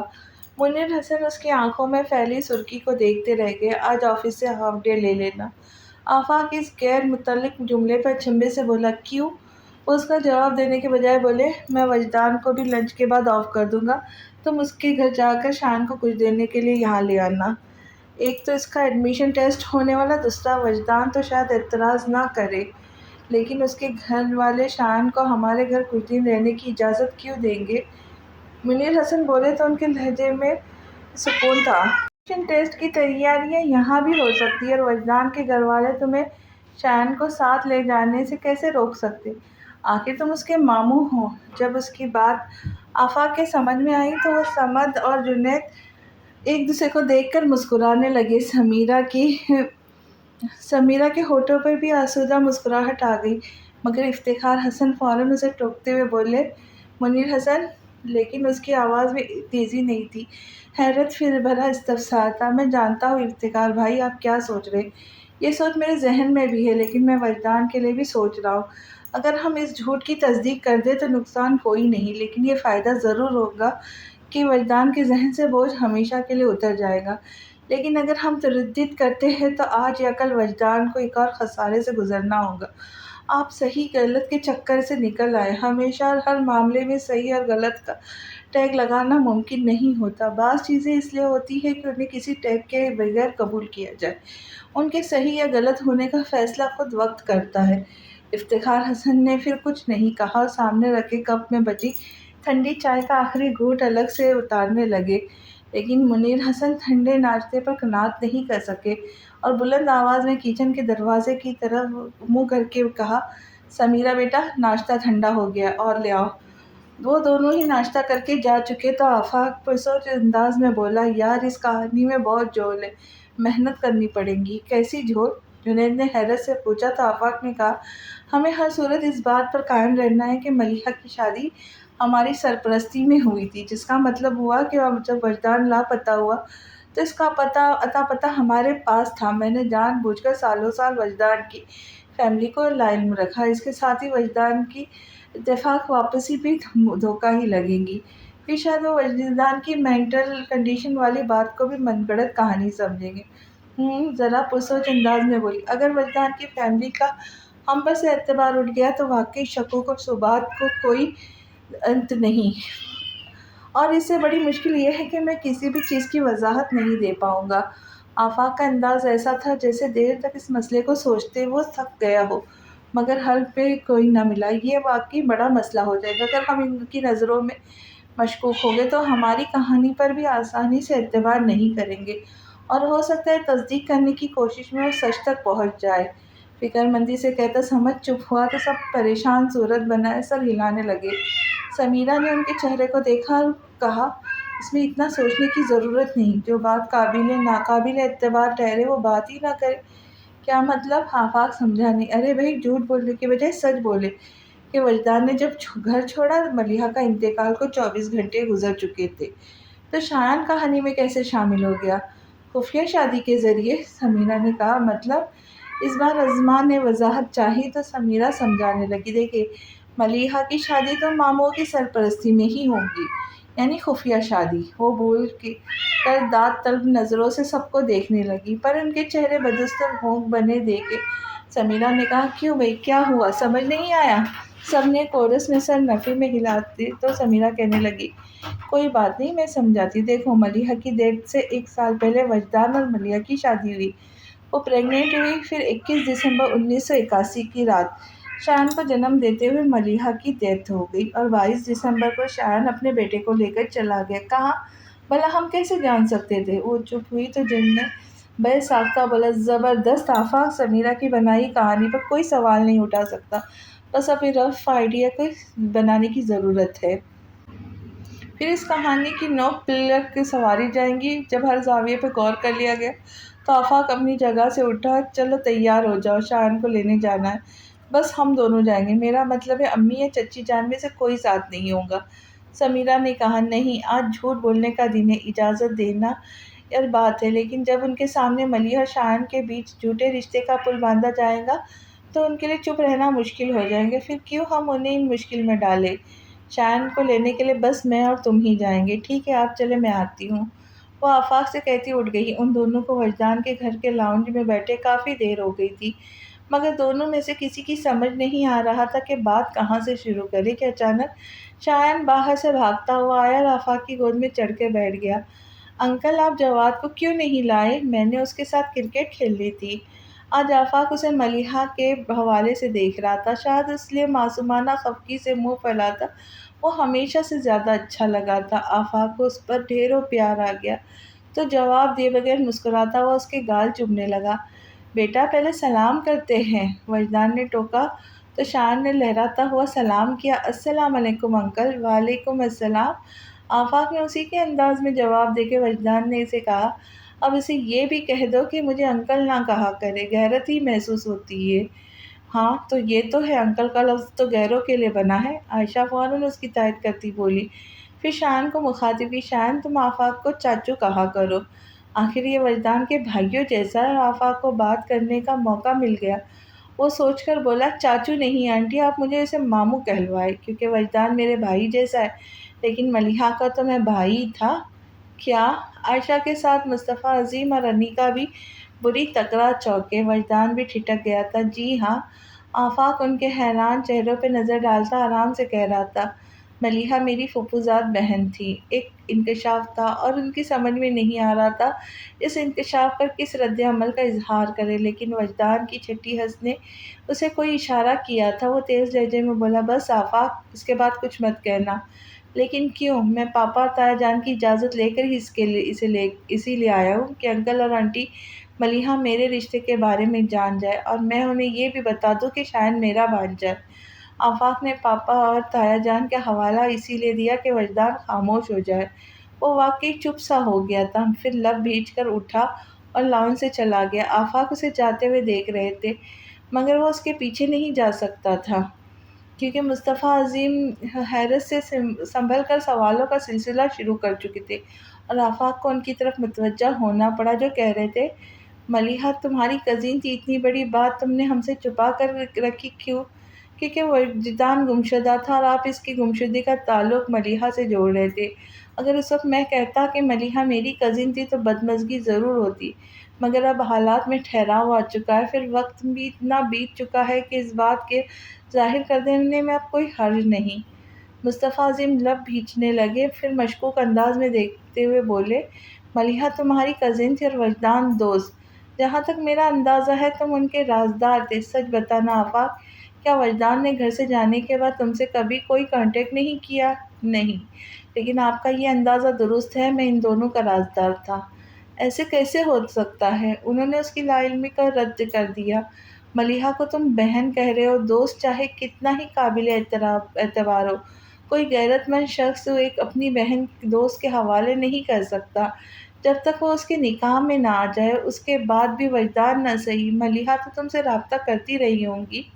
آفاق نے انہیں اطمینان سے اپنی بات کہنے کا موقع دیا، پھر جب وہ چپ ہوئے تو کہا، اب بھی آپ کے سارے اندازے درست ہیں، مگر ایک بات کی تصحیح کر لیجیے کہ وجدان نے گھر سے جانے کے بعد ملیحہ سے شادی نہیں کی تھی، بلکہ جس وقت اس نے گھر چھوڑا اس وقت ملیحہ کی ڈیتھ ہو چکی تھی۔ کیا؟ حیرت کے ایک اور جھٹکے نے انہیں ہلا کر رکھ دیا۔ آفاق اسے سنجیدگی سے کہتا رہا، آپ کو شاید یاد ہو، جس رات وجدان نے گھر چھوڑا اس دن میں صبح وجدان کو لینے آیا تھا اور آپ کے پوچھنے پر بتایا تھا کہ پچھلی رات میری کزن کی ڈیتھ ہو گئی ہے، میں وجدان کے جنازے میں شرکت کے لیے لے جا رہا تھا۔ وہ رکا، پھر کہا، وہ کزن ملیحہ تھی۔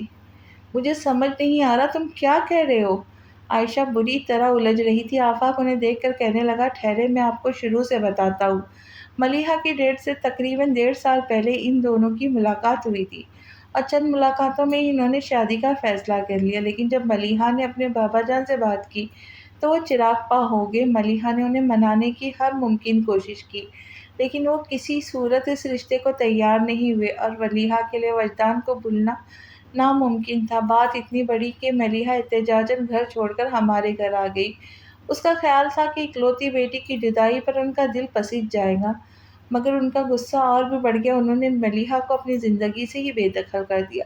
اب ملیحہ واپس نہیں جا سکتی تھی۔ ان حالات میں اس سے بہتر فیصلہ کوئی نہیں تھا کہ ملیحہ کو وجدان کے ساتھ شادی کر دی جائے۔ پھر میرے پاپا اور تایا نے ملیحہ کے سرپرستوں کی حیثیت سے اسے وجدان کے ساتھ رخصت کر دیا۔ وجدان نے آپ لوگوں سے چھپ کر شادی کی کیونکہ اس کے رشتہ تھا کہ ملیحہ کے بابا جان کی طرح، خدشہ تھا کہ ملیحہ کے بابا جان کی طرح آپ لوگ بھی اس معاملے کو ایشو بنا لیں گے، جبکہ اس شادی کو ٹالا نہیں جا سکتا تھا کیونکہ ملیحہ کو پھوپھا جان سے بہت محبت تھی اور ان کی طرف سے تعلق توڑ لیے جانے کے بعد وہ ڈپریشن کا شکار رہنے لگی تھی۔ اسے جذباتی سہارے کی ضرورت تھی جو اسے وجدان کے علاوہ کوئی نہیں دے سکتا تھا، اس لیے وجدان نے کچھ وقت کے لیے اپنی شادی کو خفیہ رکھنے کا فیصلہ کیا۔ پھر شادی کے کچھ مہینوں بعد عافیت گھر سے رٹ کر آئے ہوئے جملوں کو روانی سے ادا کرتا جا رہا تھا۔ بولتے بولتے اس کی زبان لڑکھڑا گئی تھی۔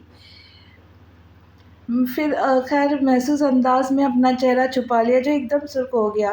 سمیرہ بھاپ چکی تھی کہ یہ غیرت کی سرخی ہے۔ وہ یہ بھی جانتی تھی کہ آفاق کی زبان کس بات نے پکڑ لی، اس لیے اس کے چپ ہوتے ہی سمیرہ نے بولنا شروع کیا۔ جب ملیحہ امید سے ہوئی تو وجدان کو لگا اسے شادی کا اعلان کر دینا چاہیے، مگر پھر بھی اس میں اتنی جرأت نہیں تھی کہ اچانک ایک دن ملیحہ کو اپنے سامنے لے آتا۔ پھر اس نے سوچا ایک دم دھماکہ کرنے کی بجائے وہ پہلے آپ لوگوں کو اس بات کے لیے راضی کر لے کہ آپ اس کی شادی ملیحہ کے ساتھ کرنے پر تیار ہو جائیں، پھر وہ آپ کو بتا دے گا وہ شادی کر چکا ہے۔ لیکن اس کی توقع کے عین مطابق آنٹی نے ملیحہ کو قبول کرنے سے انکار کر دیا۔ اب وجدان دوہرے عذاب میں گرفتار تھا، ایک طرف اسے آپ کو منانا تھا، دوسری طرف ملیحہ کی طبیعت خراب رہنے لگی۔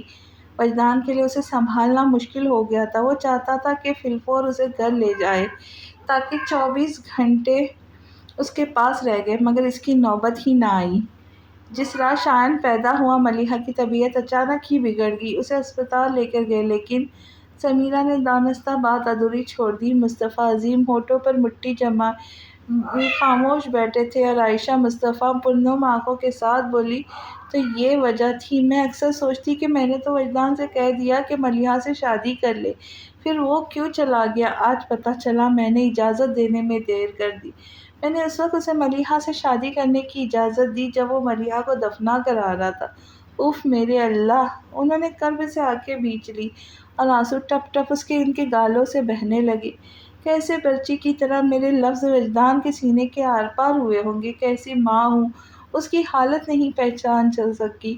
مجھے آج بھی یاد ہے اس رات وجدان اپنے حواسوں میں نہیں لگ رہا تھا، خود سے بچھڑ گیا تھا، ٹوٹ رہا تھا وہ۔ میں نے اسے ریزہ ریزہ کر دیا۔ کاش مجھے پہلے پتہ چل جاتا تو ملیحہ کو خود جا کر گھر لے آتی، اپنے ہاتھوں سے اس کا خیال رکھتی۔ بھلا وجدان اسے اس حالت میں کہاں سنبھال پاتا ہوگا۔ پھر وہ آنسو پوچھتی مصطفیٰ عظیم سے بولی، یاد ہے مصطفیٰ صاحب، ملیحہ کے انتقال سے کچھ مہینے پہلے وجدان نے اچانک گھر سے باہر رہنا شروع کر دیا تھا۔ آفس بھی نہیں جاتا تھا، صبح کا نکلا آدھی رات کے بعد گھر میں گھستا تھا۔ ہم ناراض ہوتے تھے۔ اب سمجھ میں آیا اس کی بیوی ماں بننے والی تھی، پھر وہ کیسے گھر اور آفس کی پرواہ کرتا، اس کا دھیان تو ملیحہ میں اٹکا رہتا ہوگا۔ پھر جیسے انہیں کسی بات کا دھیان آیا، انہوں نے پکارا، انیکا! جی امی! وہ چونک کر بولی، تم نے بتایا تھا کہ وجدان کے جانے سے 2 تین دن پہلے جب اس کا ایکسیڈنٹ ہوا تھا ملیحہ وجدان سے ملنے گھر آئی تھی۔ وہ ان کی بات کا مفہوم سمجھ کر سہمی آواز میں بولی، جی بتایا تھا۔ عائشہ مصطفیٰ کے تیور بگڑ گئے، مگر تم نے یہ نہیں بتایا ملیحہ پورے دنوں سے تھی؟ آفاق اور سمیرہ ان کی بات سن کر گھبرا گئے۔ آفاق کے ذہن سے یہ بات محو ہو چکی تھی کہ انیکا کی ملیحہ کے ساتھ ایک چھوٹی سی ملاقات ہوئی تھی اور اب اسے لگ رہا تھا اس کا بھانڈا پھوٹنے والا ہے، اور شایان کا بھی۔ وہ سٹپٹاتی نظروں سے انیکا کو دیکھنے لگا، مگر آفاق کو یہ دیکھ کر حیرت ہوئی۔ انیکا اس سے بھی زیادہ بری طرح سٹپٹائی ہوئی تھی، تیزی سے پلکی جھپکتی، وہ بار بار کچھ کہنے کے لیے منہ کھولتی لیکن جواب جسے بن ہی نہیں پا رہا تھا۔ بولو انیکا، آپ چپ کیوں ہو؟ جواب دو! اس کی چپ سے جھنجھلا کر مصطفیٰ عظیم بولے تو ان کی آواز میں دبا دبا غصہ تھا۔ انیکا روحان سی ہو گئی، کیا بولوں ابو، جب میں نے کچھ محسوس ہی نہیں کیا تھا۔ آفاق کا دل اچھل کر حلق میں آ گیا، کیا بات کر رہی ہو؟ عائشہ پہلے سے بھی تیز لہجے میں بولی، جس عورت کے یہاں 2-4 روز میں ولادت ہونے والی ہو اسے تو کنواری بھی پہچان لے، اور تم جو اس وقت بھی ایک بچے کی ماں تھی اتنا بھی نہ دیکھ سکی کہ ملیحہ امید سے؟ انیکا اتنے دیر میں خود کو سنبھال چکی تھی، بولی، امی میں سچ کر رہی ہوں، میں نے کچھ محسوس نہیں کیا۔ اصل میں پہلے وجدان کی طرف سے پریشان تھی، پھر جب ملیحہ نے بتایا کہ وہ ملیحہ فاروقی ہے اور وجدان سے ملنا چاہتی ہے تو مجھے فطری طور پر غصہ آ گیا۔ شاید اسی لیے میں نے اسے ٹھیک سے دیکھا ہی نہیں، یا شاید دیکھا بھی ہو تو دھیان نہ دیا ہو، کیونکہ وجدان تو یہی کہہ رہا تھا کہ ملیحہ سے شادی کرنا چاہتا ہے۔ یہ کب کہا تھا کہ کر چکا ہے؟ اب اس طرح دھیان جاتا۔ پھر ملیحہ نے شال لے رکھی تھی، حالانکہ 10 سال پرانی بات ہے، پھر بھی مجھے یاد ہے ملیحہ کالے رنگ کی ساڑی میں تھی اور اس نے اپنے گرد میرون کلر کی شال کو پھیلا رکھی تھی۔ ہو سکتا ہے اس لیے بھی میں دیکھ نہیں پائی۔ آفاق اور سمیرہ سکون کا سانس لیتے ایک دوسرے کو دیکھ کر مبہوم سے مسکرائے تھے۔ حالانکہ انیکا چشمدید گواہ، پر اس کا وہ حال تھا کہ مجھے خود اپنی نگاہوں پر اعتبار نہیں۔ اس کا عذر سن کر بھی عائشہ کہے بغیر نہ رہ سکی۔ بہو تخلیق کے عمل سے گزر رہی ہو تو گئے گزرے بھی اس کے ناز اٹھاتے، اور ہمارے پوتے کی تو شوہر کی خبر لیٹر چوکھٹ پر آئی تھی تو تم نے اسے دروازے سے لوٹا دیا۔ تم نے بہت زیادتی کی انیکا۔ وجدان کو پتہ چلا ہوگا تو کتنا برا لگا ہوگا اسے کہ آج تک ناراض ہے۔ ٹھیک ہی تھا جو اسے بچے کو لے کر چلا گیا۔ بھلا وہ اپنے بچے کو اس گھر میں لے کر کیوں آتا جس گھر میں اس کے بچے کی ماں کا پاؤں رکھنے کی اجازت نہیں ملی؟ بیتی باتوں کا دکھ کرنے سے کیا ہوگا؟ انہیں ماضی کا افسوس کرتے دیکھ مصطفیٰ عظیم نے دھیرے سے کہا، پھر آفاق کی طرف مڑے، تم یقین کرو ہم سب ملیحہ کی جواں مرگی کا بہت افسوس ہے۔ میں تمہارے یہاں تایا سے خود آ کر تعزیت کروں گا۔ بے شک ملیحہ کے انتقال کے طویل مدت گزر چکی، مگر ہمیں تو آج معلوم ہوا ہے کہ وہ تمہاری بہن ہے۔ بلکہ تم مجھے ملیحہ کے والد کا بھی پتہ بتا دو، میں ان سے ملنے جاؤں گا۔ ایسا سوچے بھی مت۔ آفاق گھبرا کر بولا، کیوں؟ میں نے بتایا نا، وہ اس رشتے پر خوش نہیں تھے۔ وہ تو تب کی بات تھی۔ مصطفیٰ عظیم الجھ کر بولے، بات ابھی بھی یہی ہے۔ کیا بیٹی کی موت بھی ان کا غصہ ٹھنڈا نہیں کر سکی؟ وہ حیرت سے بولے، پھر ایک خیال کے تحت پوچھا، ملیحہ کی وفات کے بارے میں تو جانتے ہیں نا؟ ہاں، بلکہ وہ ملیحہ کے آخری رسوم میں شامل تھی، لیکن انہوں نے ایک بار بھی شایان کی طرف نہیں دیکھا۔ آفاق اس خیال سے جلدی سے بولا کہ کہیں وہ ملیحہ کے جنازے میں بابا جان کی شمولیت کی ان کی طرف سے نرمی نہ سمجھ بیٹھے۔ حد ہو گئی۔ مصطفیٰ عظیم کو یقیناً برا لگا تھا۔ ٹھیک ہے، بچوں سے غلطی ہو گئی تھی، مگر اب تو انہیں معاف کر دینا چاہیے۔ پھر جب بیٹی ہی نہیں رہی تو ناراضی کس بات کی؟ آپ نہیں جانتے انکل، پھوپھا جان کی سخت مزاجی بے مثال ہے۔ اگر وہ اتنے ضدی نہ ہوتے ملیحہ ان کی مرضی کے بغیر شادی کیوں کرتی؟ اور آپ کو کیا لگتا ہے، کیا ملیحہ نے ان کے بعد انہیں منانے کی کوشش نہیں کی؟ ملیحہ نے بہت جتن کیے وہ وجدان کو قبول کر لے، مگر پھوپھا جان ٹس سے مس نہ ہوئے۔ موت برحق ہے اور ایک دن سب کو مرنا ہے، لیکن یہ بھی سچ ہے ملیحہ کو پھوپھا جان کی ناراضی نے موت سے پہلے مار دیا تھا۔ اسے اپنے بابا جان سے بہت محبت تھی، وہ ان کی ناراضی کے ساتھ سمجھوتا نہیں کر سکی۔ ان کی انا پرستی کا اندازہ لگائیں کہ وجدان کے ساتھ ان کی پہلی ملاقات ہی ملیحہ کے جنازے پر ہوئی تھی، اور اس دن بھی انہوں نے وجدان کو مخاطب کرنا گوارا نہیں کیا۔ اس دن سے لے کر آج تک انہوں نے ایک بار بھی وجدان سے ملنے کی کوشش نہیں کی۔ آفاق یہ سب اس لیے کہہ رہا تھا تاکہ مصطفیٰ عظیم بابا سے ملنے کا خیال ہی ذہن سے جھٹک دے۔ وجدان نہ صحیح، شایان سے ملنے کا تو دل چاہتا ہوگا، آخر ان کا نواسہ ان کا خون ہے۔ دل چاہتا تو کبھی ملنے نہ آتے؟ آفاق کی بات انہیں چپ ہونے پہ مجبور کر دیا۔ پھر آزردگی سے بولے، اگر غلطی ہوئی بھی تھی تو ملیحہ اور وجدان سے ہوئی تھی، پر سمجھ نہیں آتا اس بچے کو کس چیز کی سزا مل رہی ہے کہ وہ سارے رشتوں سے دور ہے۔ مجھ سے پوچھتا ہے، زوال مناہل تو ہمیشہ سے آپ کے ساتھ رہتے، میں کیوں نہیں رہتا تھا؟ کبھی جو دونوں اپنے نانا کے گھر چلے جائے تو یہ ضد کرنے لگتا کہ مجھے بھی نانا کے پاس جانا ہے۔ اب میں اسے کیسے سمجھاؤں کہ اس کی قسمت میں ادھورے رشتے ہیں؟ معصوم بچے کے ذہن الجھنوں کا گڑھ بن کر رہ گیا ہے۔ ان کی بات سن کر آفاق عجیب سے لہجے میں کہا، میں اسے رشتے ہی دینے آیا ہوں۔ پھر وہ کچھ اور دور بیٹھے شایان سے بولا، نانا کے گھر چلو گے؟ شایان کے ذہن آس پاس ہو رہی بات چیت کو یاد کرنے اور اس سے نتیجے اخذ کرنے میں لگا تھا۔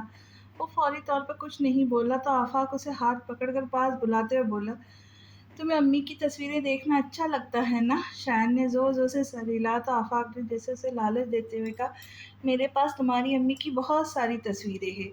آپ امی کے بھائی ہیں؟ اب اس نے اپنے ذہن کی بیٹری اسٹارٹ کی۔ آپ مجھے امی کے بارے میں بتائیں گے؟ ہاں، لیکن اگر تم میرے گھر چل کر رہنے پہ تیار ہو جاؤ تو۔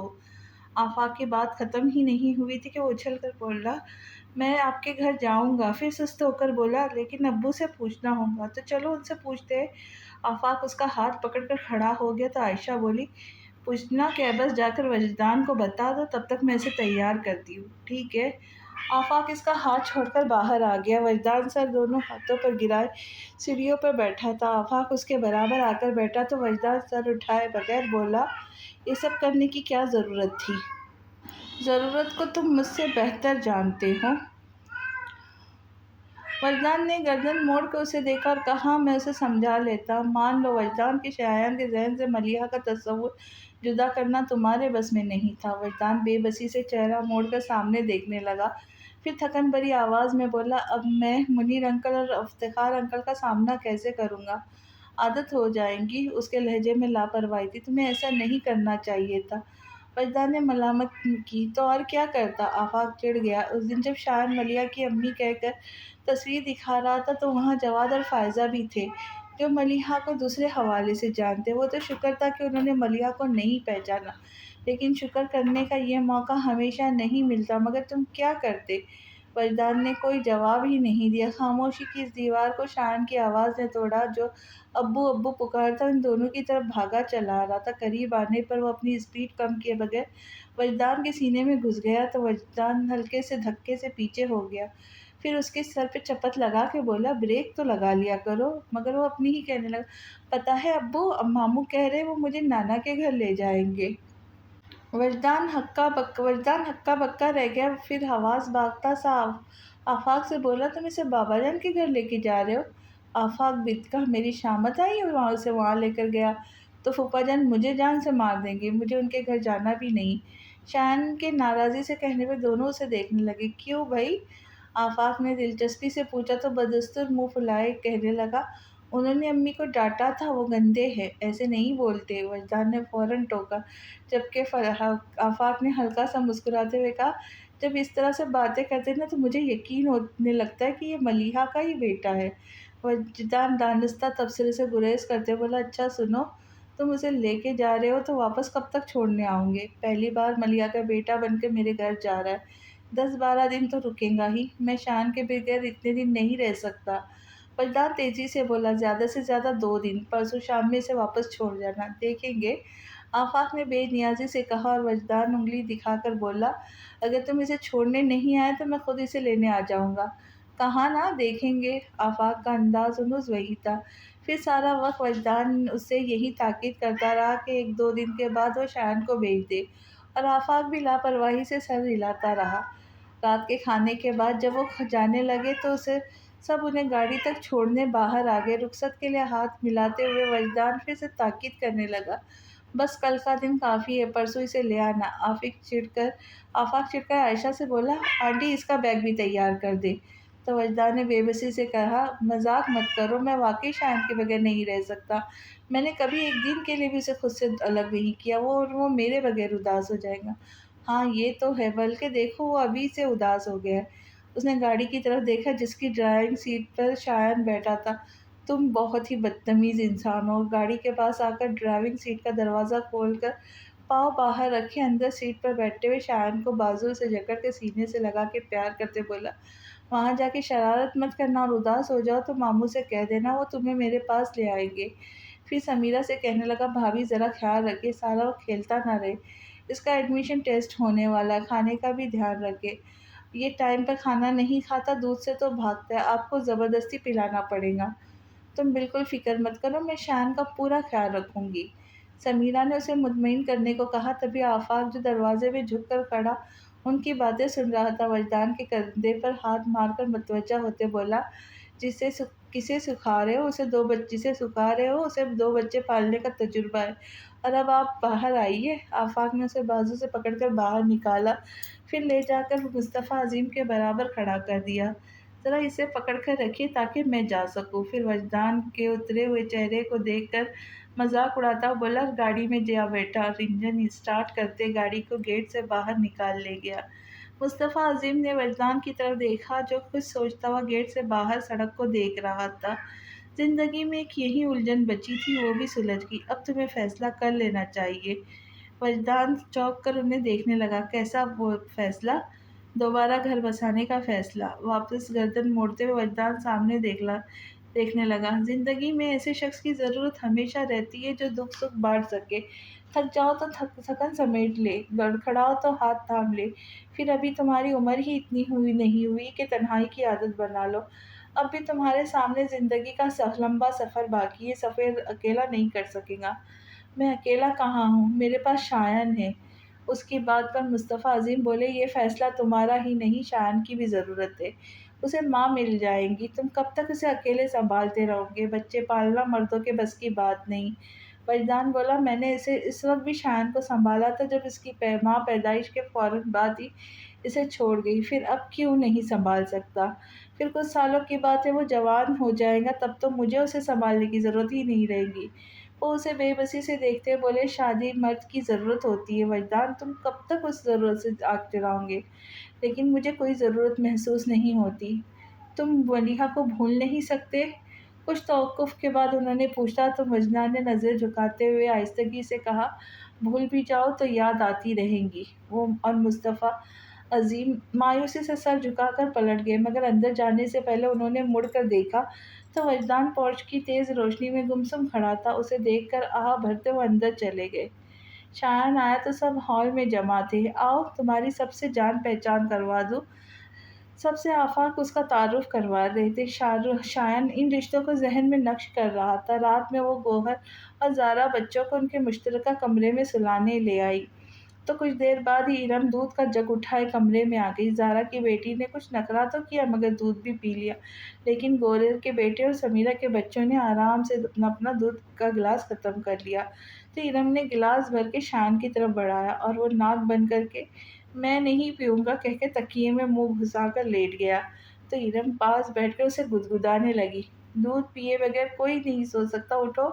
وہ لیٹے لیٹے ہی دونوں ہاتھ اٹھا کر انکار میں ہلانے لگا تو سمیرہ ارم کو اشارہ کرتے بولی، دیکھا ذرا زارا، شایان ملیحہ کا بیٹا ہو کر دودھ نہیں پیتا۔ شایان کے کان کھڑے ہو گئے۔ زارا مسکراہٹ دبا کر بولی، واقعی کتنی عجیب بات ہے، ملیحہ تو دودھ شوق سے پیتی تھی مگر شایان۔ شایان نے ذرا سی گردن موڑ کر ان کی طرف دیکھا، تبھی ارم بھی بولی، میں تب بہت چھوٹی تھی لیکن مجھے یاد ہے ملیحہ اپی روز رات کو سونے سے پہلے ایک گلاس دودھ پیا کرتی تھی۔ شایان اٹھ کر بیٹھ گیا اور بظاہر اس کی طرف انجان بنی خواتین سے بولا، امی کو دودھ اچھا لگتا تھا؟ ہاں۔ وہ ایک دوسرے کو دیکھ کر سرسری انداز میں بولی تو شایان جلدی سے بولا، مجھے بھی دودھ اچھا لگتا ہے، اور خود ہی ارم کے ہاتھ سے گلاس لے کے گٹاگٹ چڑھا گیا، پھر گلاس واپس کر کے ہاتھ کی پشت سے منہ پوچھنے کے بعد آرام سے لیٹ گیا اور آنکھیں بند کر لی۔ ان چاروں کے چہرے ہنسی روکنے کی کوشش میں سرخ ہو گئے تھے۔ اگلی صبح افتخار حسن فجر کی نماز کے لیے گھر سے نکلنے لگے تو انہوں نے دیکھا شایان گیٹ کے پاس بنے سنگی بینچ پر چڑھ کر بیٹھا تھا۔ رات تو انہوں نے شایان کی طرف دیکھا بھی نہیں تھا مگر اس وقت حیرت کے زیر اثر اس کے پاس چلے آئے۔ تم اتنی صبح جاگ گئے، اتنی ٹھنڈ میں باہر کیوں آئے ہو؟ نماز پڑھنی ہے بڑے نانا، مگر مجھے پتہ ہی نہیں مسجد کدھر ہے۔ چھوٹے بچے کے منہ سے ایسی بات سن کے انہیں بے اختیار اس پہ پیار آ گیا، مگر اپنے انداز سے انہوں نے کچھ ظاہر نہیں ہونے دیا۔ سپاٹ آواز میں بولے، میں بھی نماز پڑھنے جا رہا ہوں، میرے ساتھ آ جاؤ۔ اور وہ جی بڑے نانا کہتے چھلانگ لگا کر بینچ سے اترا اور پاس آ کے ان کا ہاتھ پکڑ لیا۔ افتخار حسن اسے ساتھ لے کر چل پڑے۔ جاتے ہوئے وہ پورا راستہ باتیں کرتے رہا، مگر جب نماز پڑھ کے مسجد سے باہر آئے تو افتخار حسن نے محسوس کیا کہ وہ چپ سا ہے۔ اسے دیکھ کر دل پر بوجھ آ پڑا۔ اندرونی دروازے کے زینے دالان میں سمیرہ کی امی تخت پر بیٹھی قرآن پاک کی تلاوت کر رہی تھی۔ شایان نے گیٹ کے اندر سے ہی افتخار حسن کا ہاتھ چھوڑ دیا، چلتا ہوا تخت کے پاس آیا، چپل اتار کر تخت پر چڑھتا بڑی نانی کی گود میں منہ چھپا کر لیٹ گیا۔ انہوں نے آیت مکمل کی اور قرآن بند کرتی اس کے گھنے بالوں میں ہاتھ پر پھیرنے لگی۔ کیا بات ہے، اداس لگ رہے؟ بڑے نانا مجھ سے ناراض ہے۔ وہ اس طرح سے بولا کہ سمیرہ کی امی مسکرانے لگی۔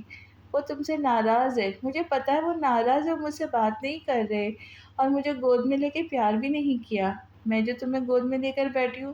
اور چھوٹے نانا، ہم رات کو ہمارے بیٹے کے لیے جہاز بھی تو لائے تھے نا، تمہیں اچھا لگا تھا نا؟ وہ اسے بہلانے کی کوشش کر رہی تھی مگر وہ ضد سے بولا، لیکن مجھے بڑے نانا کی گود میں بیٹھنا ہے۔ تو جاؤ، جا کر بیٹھ جاؤ۔ شایان کی آنکھیں چمکنے لگی، وہ فوراً تخت سے اترا، اندر بھاگ گیا۔ دروازے پہ رک کر اس نے اجازت مانگا۔ افتخار حسین کے چہرے کے سامنے اخبار پھیلائے بیٹھے تھے۔ وہ دبے پاؤں چلتا آیا، پھر ایک دم سے اخبار لے کر نیچے سے گھس کر ان کی گود میں جا کر چڑھا۔ افتخار حسن ارے ارے ہی کرتے رہ گئے۔ آپ مجھ سے کیوں ناراض ہیں بڑے نانا؟ میں نے تو کوئی شرارت بھی نہیں کی۔ وہ ان کے گلے میں بازو حمائل کرتے ہوئے اتنے لاڈ سے بول رہا تھا کہ افتخار حسین خود ساختہ اجنبیت کو قائم نہ رکھ سکے اور مسکرا کر بولے، میں تم سے ناراض نہیں ہوں، بلکہ تم اتنے چھوٹے بچے ہو کہ تم سے کوئی ناراض بھی نہیں ہو سکتا۔ میں بھی اخبار پڑھوں گا۔ ان کی گود میں پھیل کر بیٹھ گیا۔ ناچار انہوں نے اخبار سیدھا کیا مگر پڑھ نہ سکے کیونکہ شایان ٹوٹے پھوٹے لہجے کرتا بلند آواز میں غلط پڑھ رہا تھا۔ سمیرہ کی امی شایان کو دیکھنے اندر آئی تو شایان افتخار حسین کی گود میں بیٹھا انہیں اخبار پڑھ کر سنا رہا تھا۔ یہ کیا چل رہا ہے؟ خبریں سنائی جا رہی ہے، افتخار حسین نے کہا تو ہنستے ہوئے بولے، میں نے اخبار میں اتنے مزے کی خبر کبھی نہیں پڑھی جیسی یہ سنا رہا ہے، تم بھی آ کے سنو۔ ان کے چہرے پہ مسکراہٹ دیکھ کر وہ بولی، آخر شایان نے آپ کو منا ہی لیا۔ انہوں نے لب بھیج کے مسکراہٹ روک لی، پھر الجھ کر بولے، لگتا ہے اس میں کوئی مقناطیس فٹ ہے جو اس دل اس کی طرف کھینچا جاتا ہے، اور کل سے تو ایک عجیب سی بات ہو رہی ہے، میں جتنی بار اس کا چہرہ دیکھتا ہوں اس میں ملیحہ کی جھلک نظر آتی ہے۔ وہ سانس بھر کر بولی، ملیحہ سے محبت بھی تو بہت کرتا ہے، اور انسان جس سے محبت کرے اس کا عکس بن جاتا ہے۔ پھر ہمیں ملیحہ اور وجدان کے سوا اور کوئی حوالہ بھی تو معلوم نہیں، اس کے وجود میں تلاش کیا تو وہی دونوں نظر آئیں گے، اس میں عجیب کیا ہے؟ افتخار حسن کا دل ہی اچاٹ ہو گیا۔